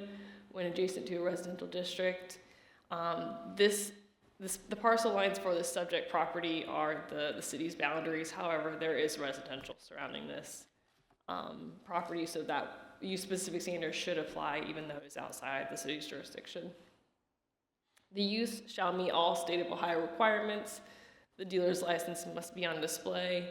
Although the use appears to have somewhat commenced, the city has not received a copy of the state of Ohio licensure, the dealer's license. Automotive sales and leasing must be located on a lot with a permanent principal structure, and as stated earlier, there is a permanent structure on the parcel. Getting into the future land use map, this property is, if you can see it right here, is within the neighborhood mixed use land use category, which is defined as primary small scale commercial, office, medical, and service uses that cater to the surrounding residential neighborhoods, with secondary uses that include residential. This property is also within the city's town center development opportunity area. No public comments have been received to date via phone or email, and there's no comments from city staff at this time, or other departments' comments. As for staff recommendation, based on the staff report provided, should Planning Commission move to approve the application, staff recommends the following conditions be included in the approval. The corner of the parcel that is at the intersection of Coles Road and South Dixie Highway remain free of any obstruction, including cars, in accordance with Chapter 120805, Intersection Visibility of the Middletown Development Code. No outdoor loudspeakers are to be used between 8 p.m. and 8 a.m. The applicant provide the city the state of Ohio dealer's license within 30 days of reception. The applicant be in full compliance with the City of Middletown Building Inspection Division requirements. Any mechanical work must occur solely inside the facility. And that last revocation of a conditional use approval that's already codified in the Middletown Development Code, but including this here for your consideration. Here's the review criteria for conditional use approval. Additional criteria and conditions, the time limit process, as well as the appeals process, and that will conclude my staff report. Does anybody from the board have any questions for staff? I do. Could you go back to your staff recommendations there, Claire? I noticed you did not put anything in there. There's no recommendation regarding the screening that would be required for Yeah. vehicles. I think you mentioned there was, So I looked at the parcel. There's screening there in existence. If there was going to be screening, I would think it would be established on the northern side as well as the eastern, and there's existing vegetation there. which border residential, Right. the resident, no screening required there on that corner where the berm is.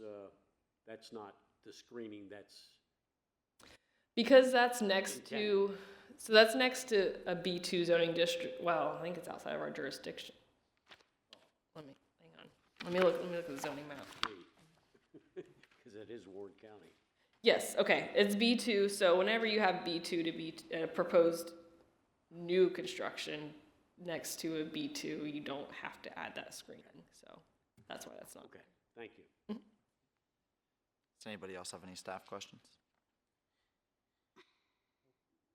Okay, so we'll go ahead and move into the public hearing. Anybody wishing to speak in favor of this application, please step forward and be sworn in by Mr. Cash.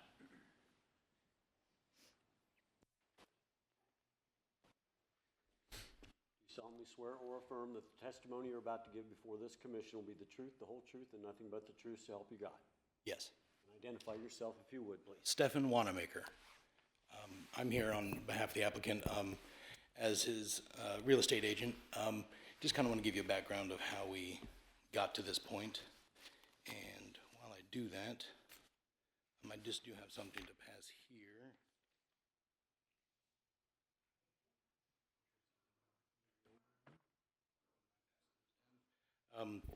So the reason we're here today, Javier, my client, and the owner of the property and the applicant, he's owned this property since, it transferred in 2000, but he had a land contract, so he's actually owned it since 1998. From 98 to 2005, he operated it as a used car lot. Then due to family issues and everything, he had to close, and it was operated as, he leased it to some garages in that meantime. He then operated again, starting in 2014, as a used car lot. Since he closed his down, it has also been operated as a garage and used car lot 2 other times, and currently he does have it leased to a tenant. So how this started was we listed the property in April of this year. We had some activity, a little bit here and there. He decided to lease the property to make some income while we still remained on the market. In September, we got a contract from a purchaser who wanted to operate a used car lot. So of course, having been a used car lot the entire time he's owned it, we said that'd be no problem. So it was contingent on that buyer getting approval through the city. So they went through their process of getting approval, and then we found out that there is the 4-acre standard that was put in place with the new development code. So at that time, the buyer said, I don't want to mess around with that, sorry. So we did speak with the buyer and say, well, we don't mind messing with it. We would like to ask the commission to grant a conditional use. And in that meantime, the buyer would still be interested and still be planning on operating at the property. Just to let you know a little bit on who that buyer is, it's Dixie Automotive Imports. They operate in Fairfield. Did some research on them. They've been there about 12 years. They have, I want to say, 4.7 stars on Google. So they do a pretty good job as far as used car lots go, I'd say, with that kind of rating. I did do a little research too. The cheapest car they have is about $7,000, and it's a BMW. And then they also had a Maserati on their lot. So they're not selling junkers. This is our preferred buyer. Of course, you know, if this doesn't work out, any future buyer, of course, would, you know, we want to have someone in there that, since Javier's had this property in his family, he doesn't want to just to sell it to anybody that's going to destroy what he has. He does have family here in town, so he would hear about it. So, as you know how that is. I did provide the spreadsheet there. I just did a quick search. Those are the car lots I quickly found that definitely do not meet that standard. And as you can see, there's about 9 of them that are this size or smaller. 5 of those are even less than 1/4 acre. So with this development code, with this standard that's in place, there's really only one car lot in the entire city that meets that standard, and that's Frontier Motors. And that's 5 acres. Every other car lot in town does not meet that standard. So that's why we're here today. Just wanted to say just a couple other things. Those staff recommendations, did have a chance to review those, and those would absolutely be the minimum necessary. Those would not be any problem to maintain at that property. So I think those would be issues that would be easily handled by any operator. But if there's any questions at all, feel free to ask. Since you represent the property, Yes. you don't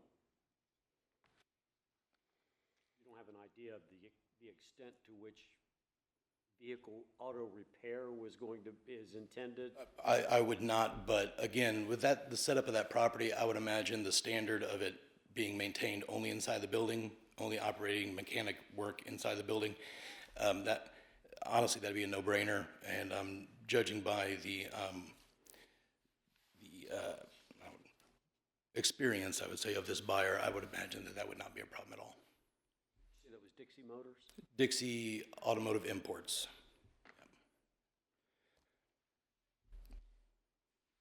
The other picture I wanted to show, I'm sorry, I forgot on the back. The picture is, I just took that this afternoon about 3:30. The current tenant does not have any cars for sale currently. He does have a dealer's license, so it just probably has just not been provided to the city. Again, we just became aware of this. The buyer notified us that the city denied their approval, I want to say beginning of November. So we try to get this done as fast as possible, get on your first meeting. And the applicant is here, by the way. If you have any questions, you'll be able to ask him as well. He does care. The property is well kept. He just drove all the way from Oklahoma just to be here tonight, so. Is the applicant He is here. the buyer? No, the seller. Seller, Yes. and you're here, okay. Correct. Our plan here, so as you may know, the economic viability and the highest and best use of that property, the way it sits, 2-bay automotive repair garages are not, they're a thing of the past, and they're not sustainable really anymore. So really, to make this property as sellable and marketable as possible, we feel this conditional use to be a used car lot would be the best. Does anybody have any questions for Mr. Wanamaker? No? Thank you, sir. Thank you very much. Anybody else who would like to speak in favor, please come forward and be sworn in.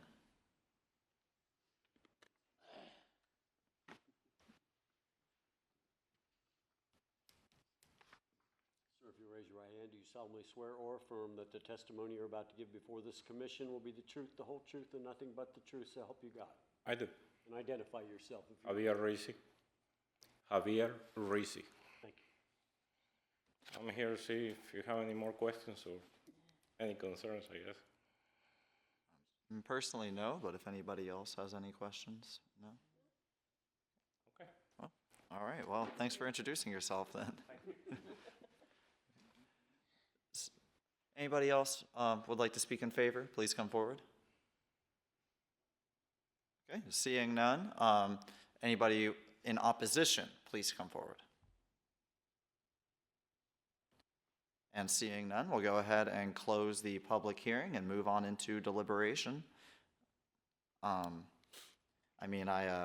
appreciate the comments by Mr. Wanamaker and definitely this very helpful graphic here. I will keep that just because that's actually extremely interesting. Does anybody have anything to say during deliberation? Well, I think we're all familiar with where this is. And I always thought that building was quite an attractive building, and it just doesn't seem that something needs to go in there. And it would seem to me that selling some cars on that corner might be the type of business that And this was would be previously selling used cars. Is that correct, or was it only auto repair? Because I remember seeing cars there on that I thought lot. it was a car shop dealership. Last record, it was an automotive repair shop. Legally, it was. Fair enough. I would like to make a motion that we approve it as a. You want to make a motion to approve? Yes. Do you want to include any conditions or just as submitted? I do, make it, that they provide the licensor of the, Mr. Javier, or I'm sorry, Mr. Javier's licensor for being able to have a, car dealership. Do you want to make the What would you call motion? that? Do you want to make the motion subject to staff's recommendations? Okay. That part. I'll second that motion.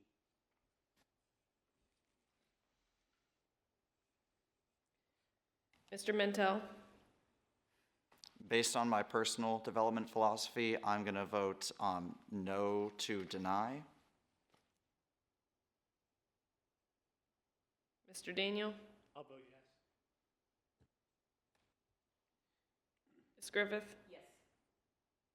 Mr. Cash? Yes. Ms. Ramsey? Yes. And Mr. Shaneline? Yes.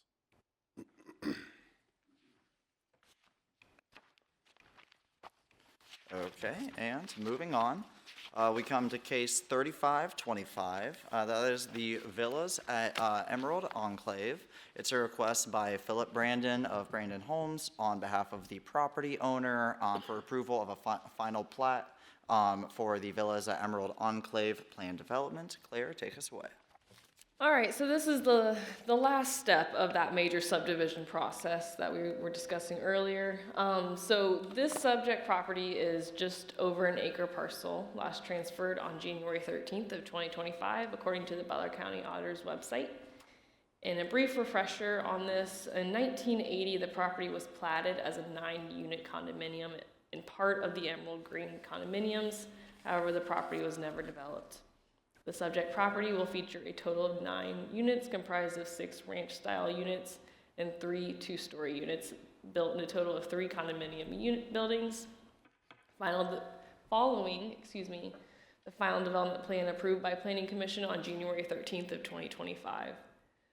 This is within a planned development district effective August 1st, 2024 with the passage of O 2024-46. The development plan includes a 30-foot front yard setback, 30-foot rear yard setback, and a 20-foot side yard setback on the 2 bookends of the condo buildings. Buildings 1 and 2, as depicted in the final development plan site plan, will feature the ranch-style building for a total of 985 square feet per unit in Building 1 and 1,115 square feet per unit in Building 2.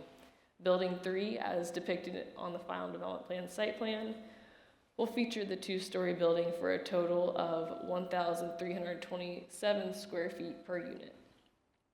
Each unit will include 1 enclosed parking space and 1 on-site parking space per unit. The individual drives will be 18 feet wide. Getting into the architectural features, the ranch-style building, so buildings 1 and 2 will feature a front facade composed of stone veneer and hardy board siding. The left, right, and back facades of the building will be composed of vinyl siding. The 2-story building, also known as Building 3, will feature a front facade composed of stone veneer, hardy board shake siding, and hardy board siding. The left, right, and back facades of the building will be composed of vinyl siding. In staff analysis, the applicant proposes to subdivide the existing parcel into a total of 10 parcels. The record plat features a stormwater detention easement equating to a total of just over 0.1 acres, a 30-foot public easement and utility easement equating to a total of 0.1862 acres, and incorporates all previously recorded easements. The development will cover approximately 0.4130 acres of the just over 1 acre parcel, equating to 39.9% of impervious surface according to the final site plan. In conclusion, the proposed final plat directly aligns with the approved final development plan. Here is the record plat, your final site plan, the final grading plan. There are no other comments from other departments at this time, and there's your review criteria for major subdivisions, and that will conclude my staff report. Thank you, Claire. Just to clarify, I think for myself and Mr. Cash, this is like another formality of formalities, like just another step Yeah, in the it's a process. checks and balances, making sure what was submitted with the final development plan is included on the final plat. And we can assume staff has compared the final plat. You proposal can with assume the that, yes. final Yes, Development You can plan. assume or you can confirm. I can, staff can confirm. Okay, does anybody else have any questions for staff? No? Okay, at this time, we'll go ahead and open up the public hearing. If you are in favor, please come forward.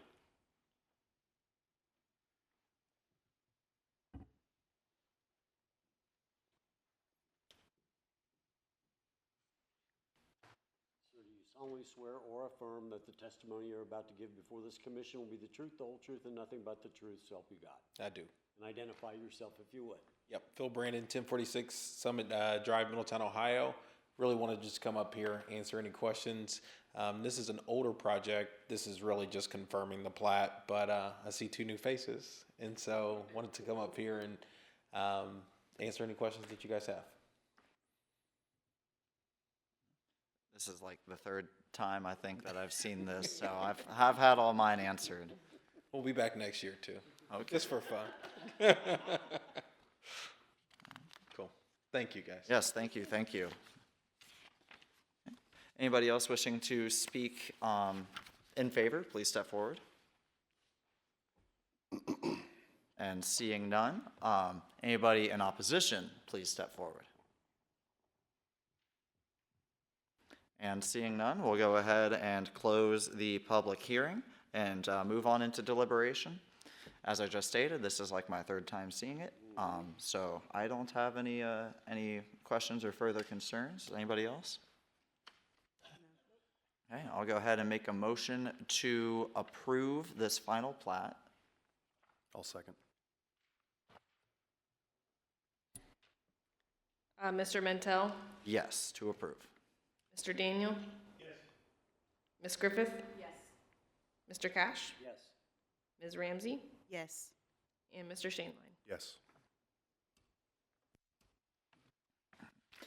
Okay, so moving on into old and new business.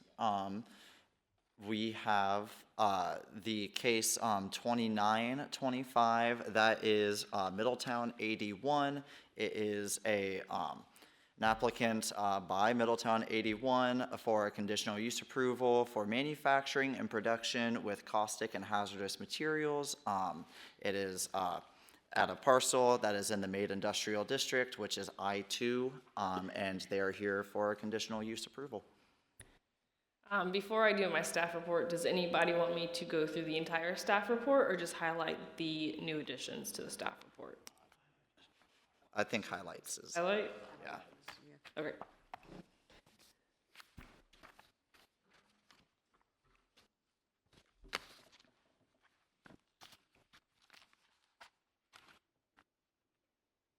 All right. So here are those use-specific standards. Again, this is where the new information will be starting to come. So in accordance with 120409 use-specific standards E2A for the manufacturing and production with caustic or hazardous materials, the applicant has provided the following table that identifies the chemical, the hazardous or non-hazardous state, the volume per container as it will be housed or processed on site, the unit for that volume measurement, the quantity of containers, as well as the on-site location identified on that site plan, which is going to be pretty hard to read, but it's the same locations as identified in the last meeting. The applicant has also submitted 2 standard operating procedures in accordance with the use-specific standard A. So one is a more generic standard operating procedures, and one is site-specific to another location that they operate.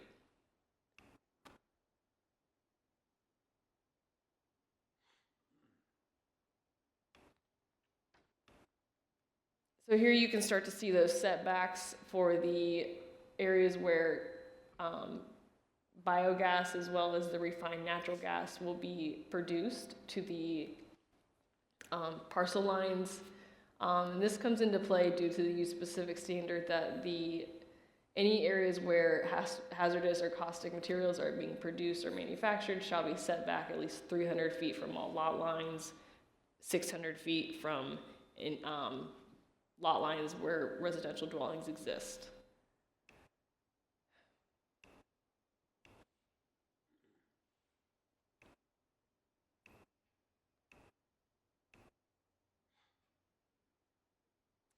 As for other department comments, I have not received any public notice requirements. I will note that the city is not required to re-public notice when a case has been continued. I did post this in a legal ad as well to ensure it would reach, but I did not send out any additional mailed notices. Community Economic Development Department has stated of the identified locations provided by Vanguard Renewables, and I included that email that I received, I think it was in November. Which one has an ice cream parlor operating on the same site as the anaerobic digester? In 2 meetings with the applicant, staff was informed of the commercial uses operating in direct vicinity of the proposed operation to support the statement that there are no odors emitted from the process. And I will let the applicant speak to that. The police department added an additional question: who is responsible for remediation of the site should the proposed project ever cease operations in Middletown? I will also let the applicant speak to that. Public Works Department inquired what is the feedstock for the identified locations provided by Vanguard Renewables in the November 21st email, that aforementioned email that was included in your staff report. As for staff recommendation, prior to approval, staff recommends Planning Commission consider the waiver of setback requirements as stated in Chapter 1204-09E2C. And then full staff recommendation, should Planning Commission move to approve the application, staff recommends the following conditions be included in the approval. Upon the submission of a certificate of zoning compliance application, applicant shall submit a complete list of noxious matter or chemicals to the City of Middletown, including biogas and its expected components, to review based on submittals to the Planning Commission. Upon the submission of a certificate of zoning compliance application, applicant shall submit documentation of safety precautions that will be used to prevent potentially hazardous chemical reactions or contamination, to review based on submittals to Planning Commission. Prior to city staff approving a certificate of zoning compliance, applicant shall submit the necessary permit approvals required by Ohio EPA. No human waste or sewage shall be processed or accepted at the facility. No animal waste shall be processed or accepted at the facility except manure used for the purpose of processing food waste. All waste, including any byproducts thereof that is processed at the facility, shall be kept within an enclosed building or container at all times. There shall be no physical expansion of the property, including additional equipment or infrastructure beyond the current site plan, without prior city approval. Truck delivery shall only occur between 7 a.m. and 7 p.m. daily. Here's the review criteria for conditional use approval. Additional criteria and conditions, the time limit, and the appeals process, and that will conclude my staff report. Thank you, Claire. So last meeting, we tabled this because the applicant had yet to provide the information about the hazardous materials. So that criteria has been satisfied? It has. The applicant provided the hazardous and also non-hazardous chemicals used in the process.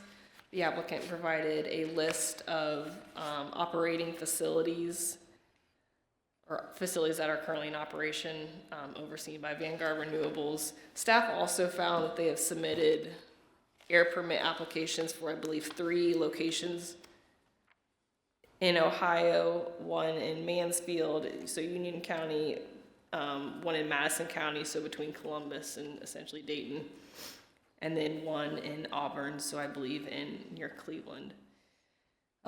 All three projects are proposed to generate renewable natural gas. They also submitted those 2 standard SOPs. And that is all that I have received. And then I do have a question about one of the staff criteria. What was the logic behind the 7 a.m. to 6 p.m. time limit for the staff recommendation criteria, or not the criteria, conditions, at the very bottom?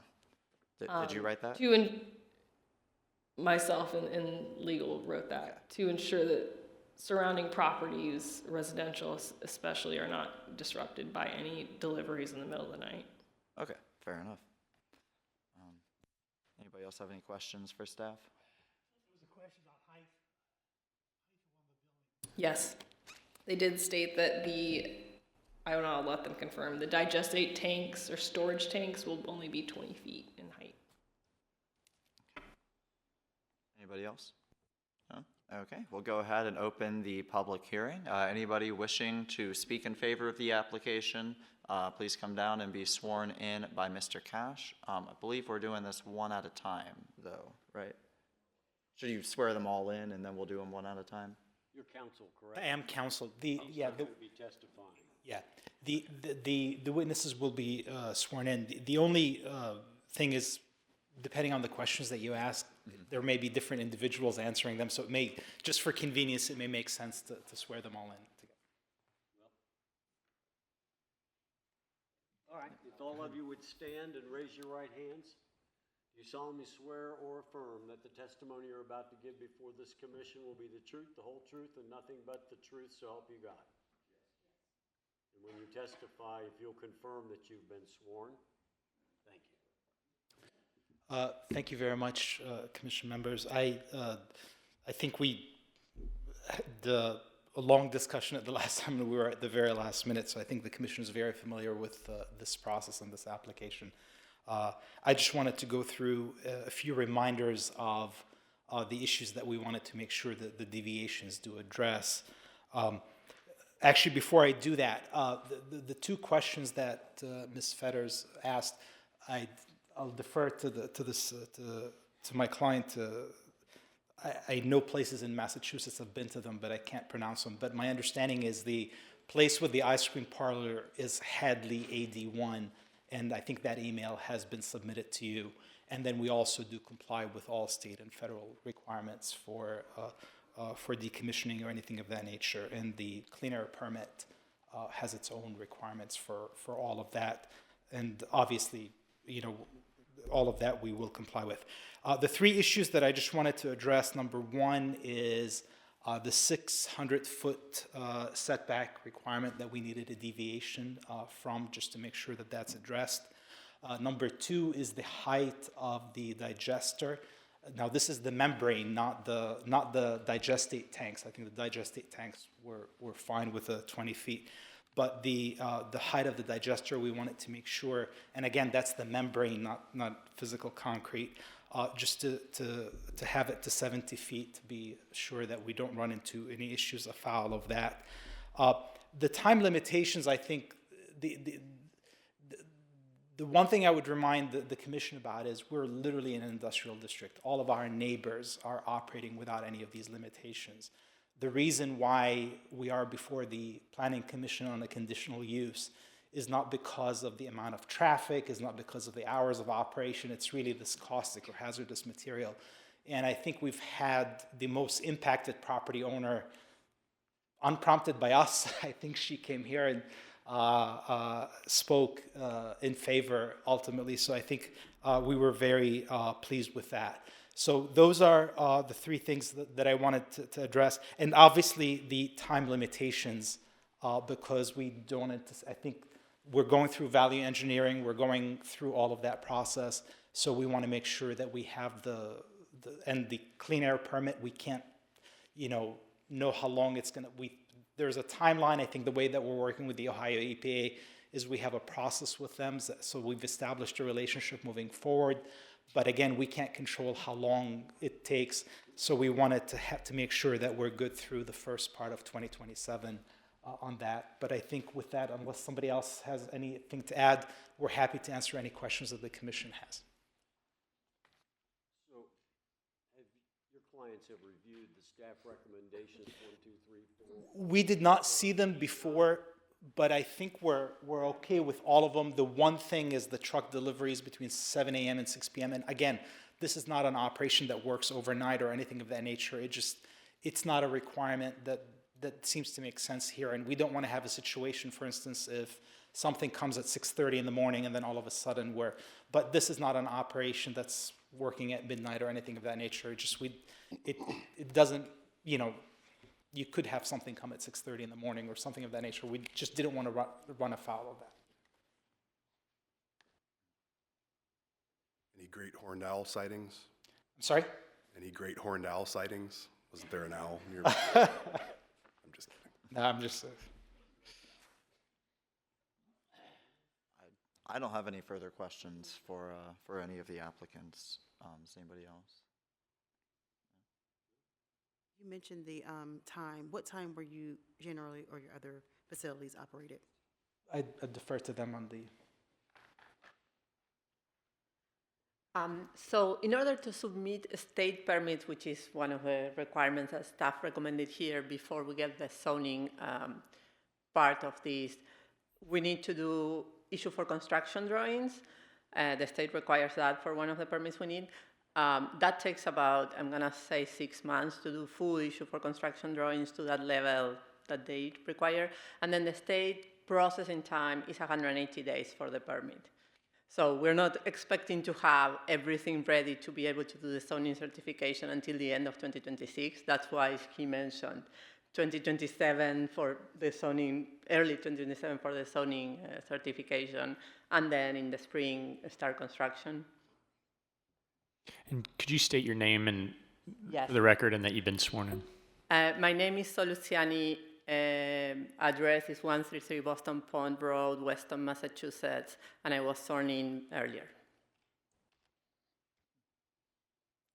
Was that, I think you were asking about the time, sorry. I was saying that with no, different time I frames, think. but I didn't add them on. No, this is a very different, Okay. you answered a different question, which is, Sorry. but I'm glad it's clarified for the commission in terms of the timeline.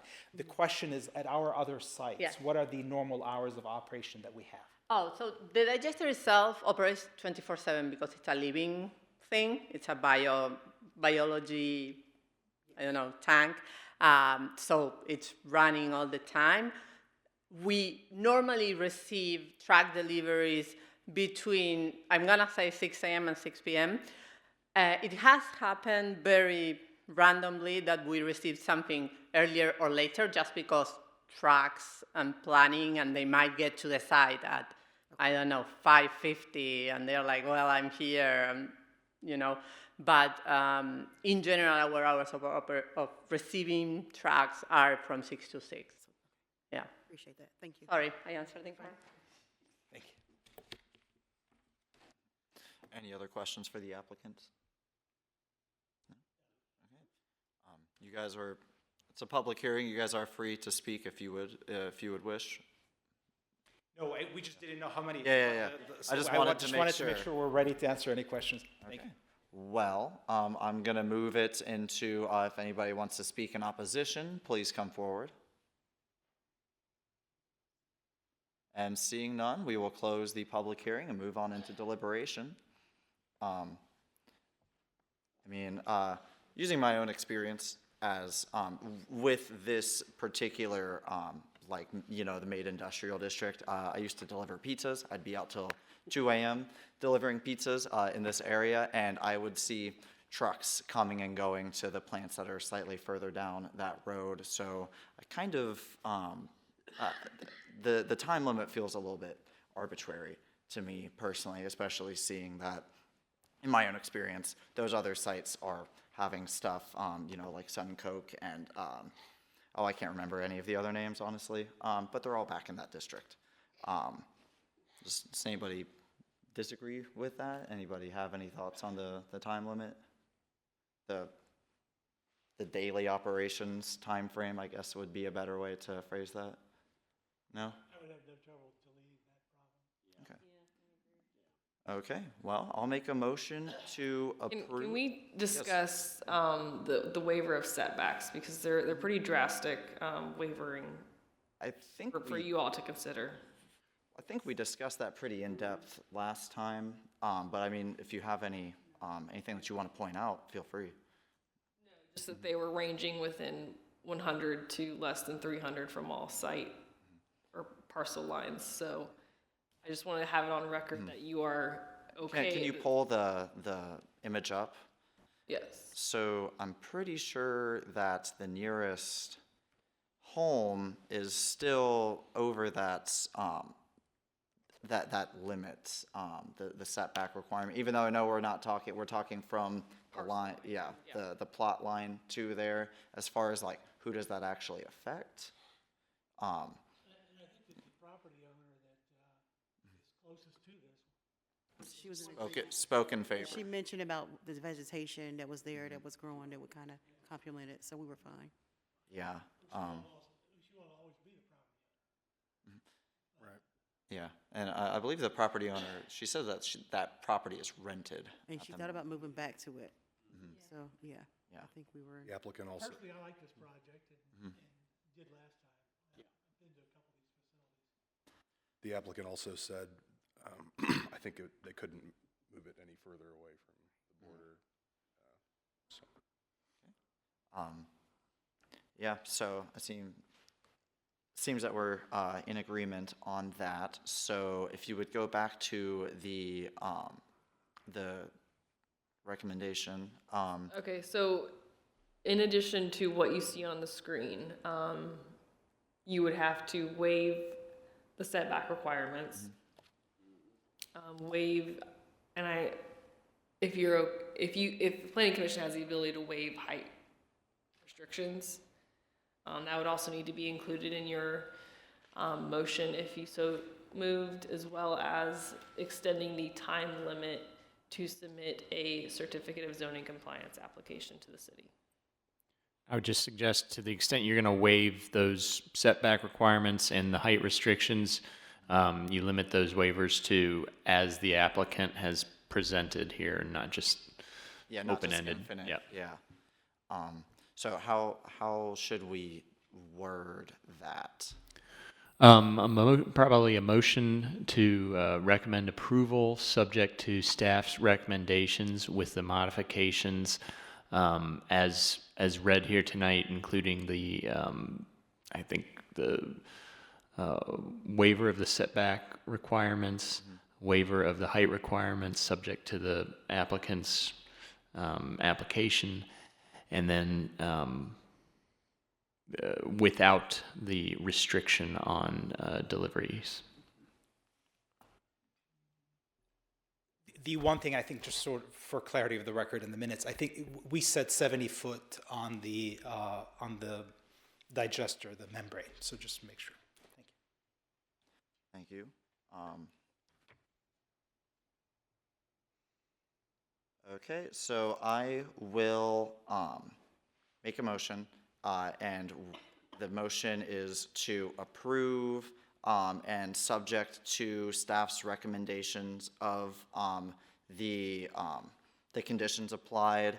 I move to waive the setback requirements, waive the height requirement to 70 feet, and extend the applicant's time limit to allow for their permitting period. I don't know if I should phrase that differently or not, and to nix the last line of delivery time limits.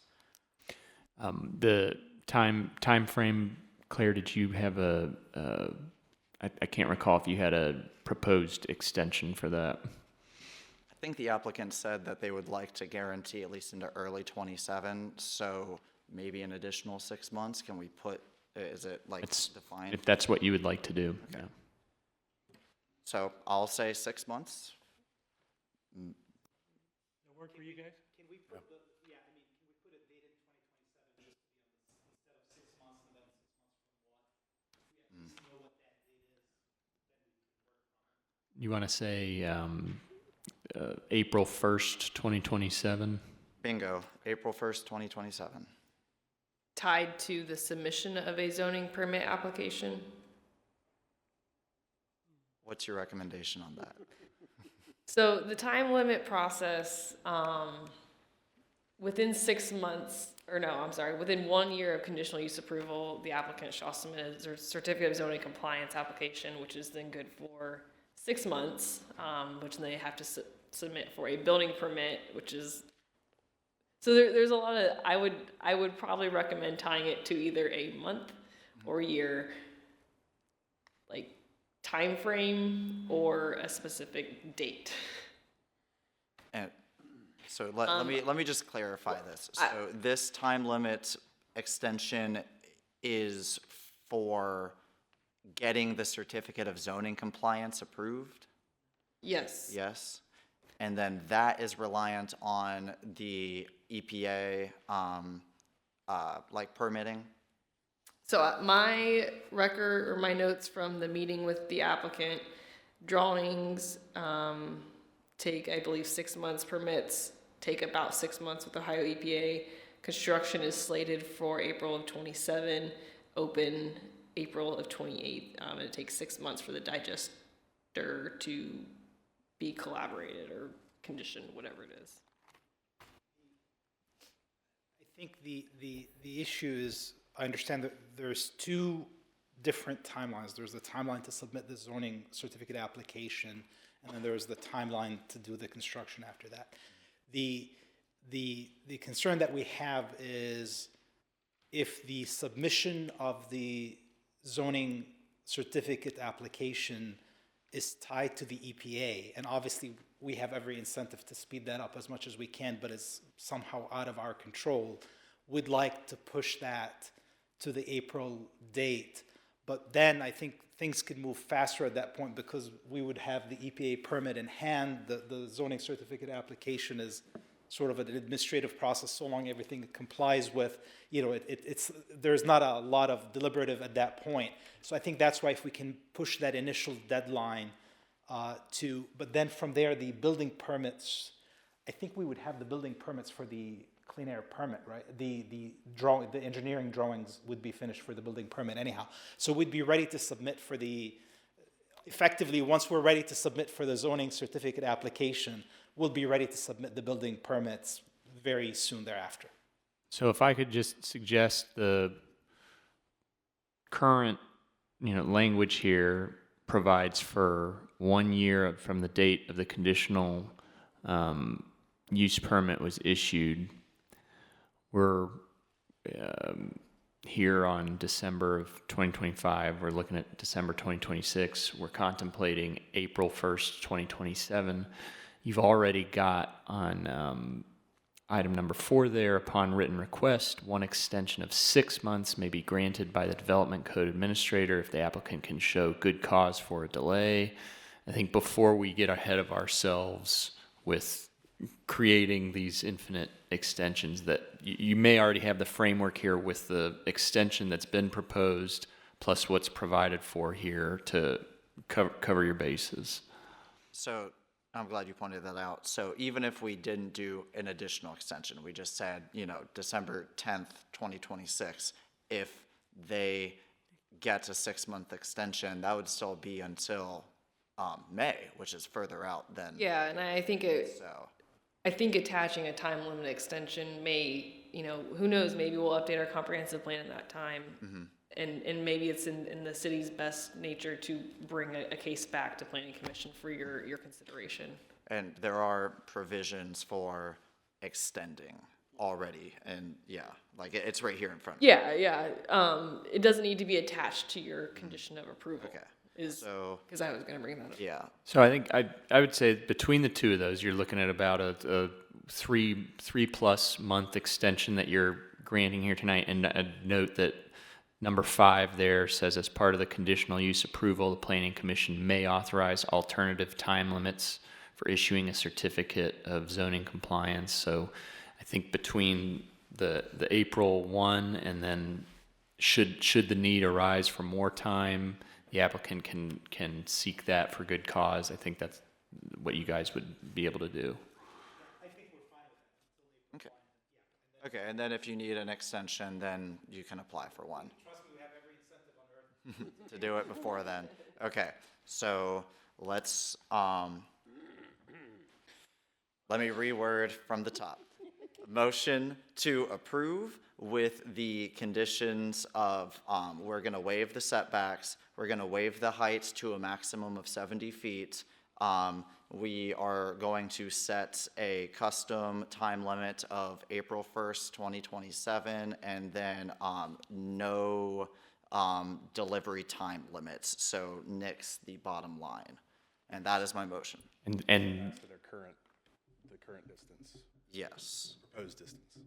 yes, and you would also adopt the rest of staff's recommendations. Yes, yes, as written. Those were my modifications to what as written. And then that is my motion. Okay. Nice job, I'll second. Good work. All right, Mr. Mentel, Yes. Mr. Daniel, Yes. Ms. Griffith? Yes. Mr. Cash? Yes. Ms. Ramsey? Yes. And Mr. Shaneline? Yes.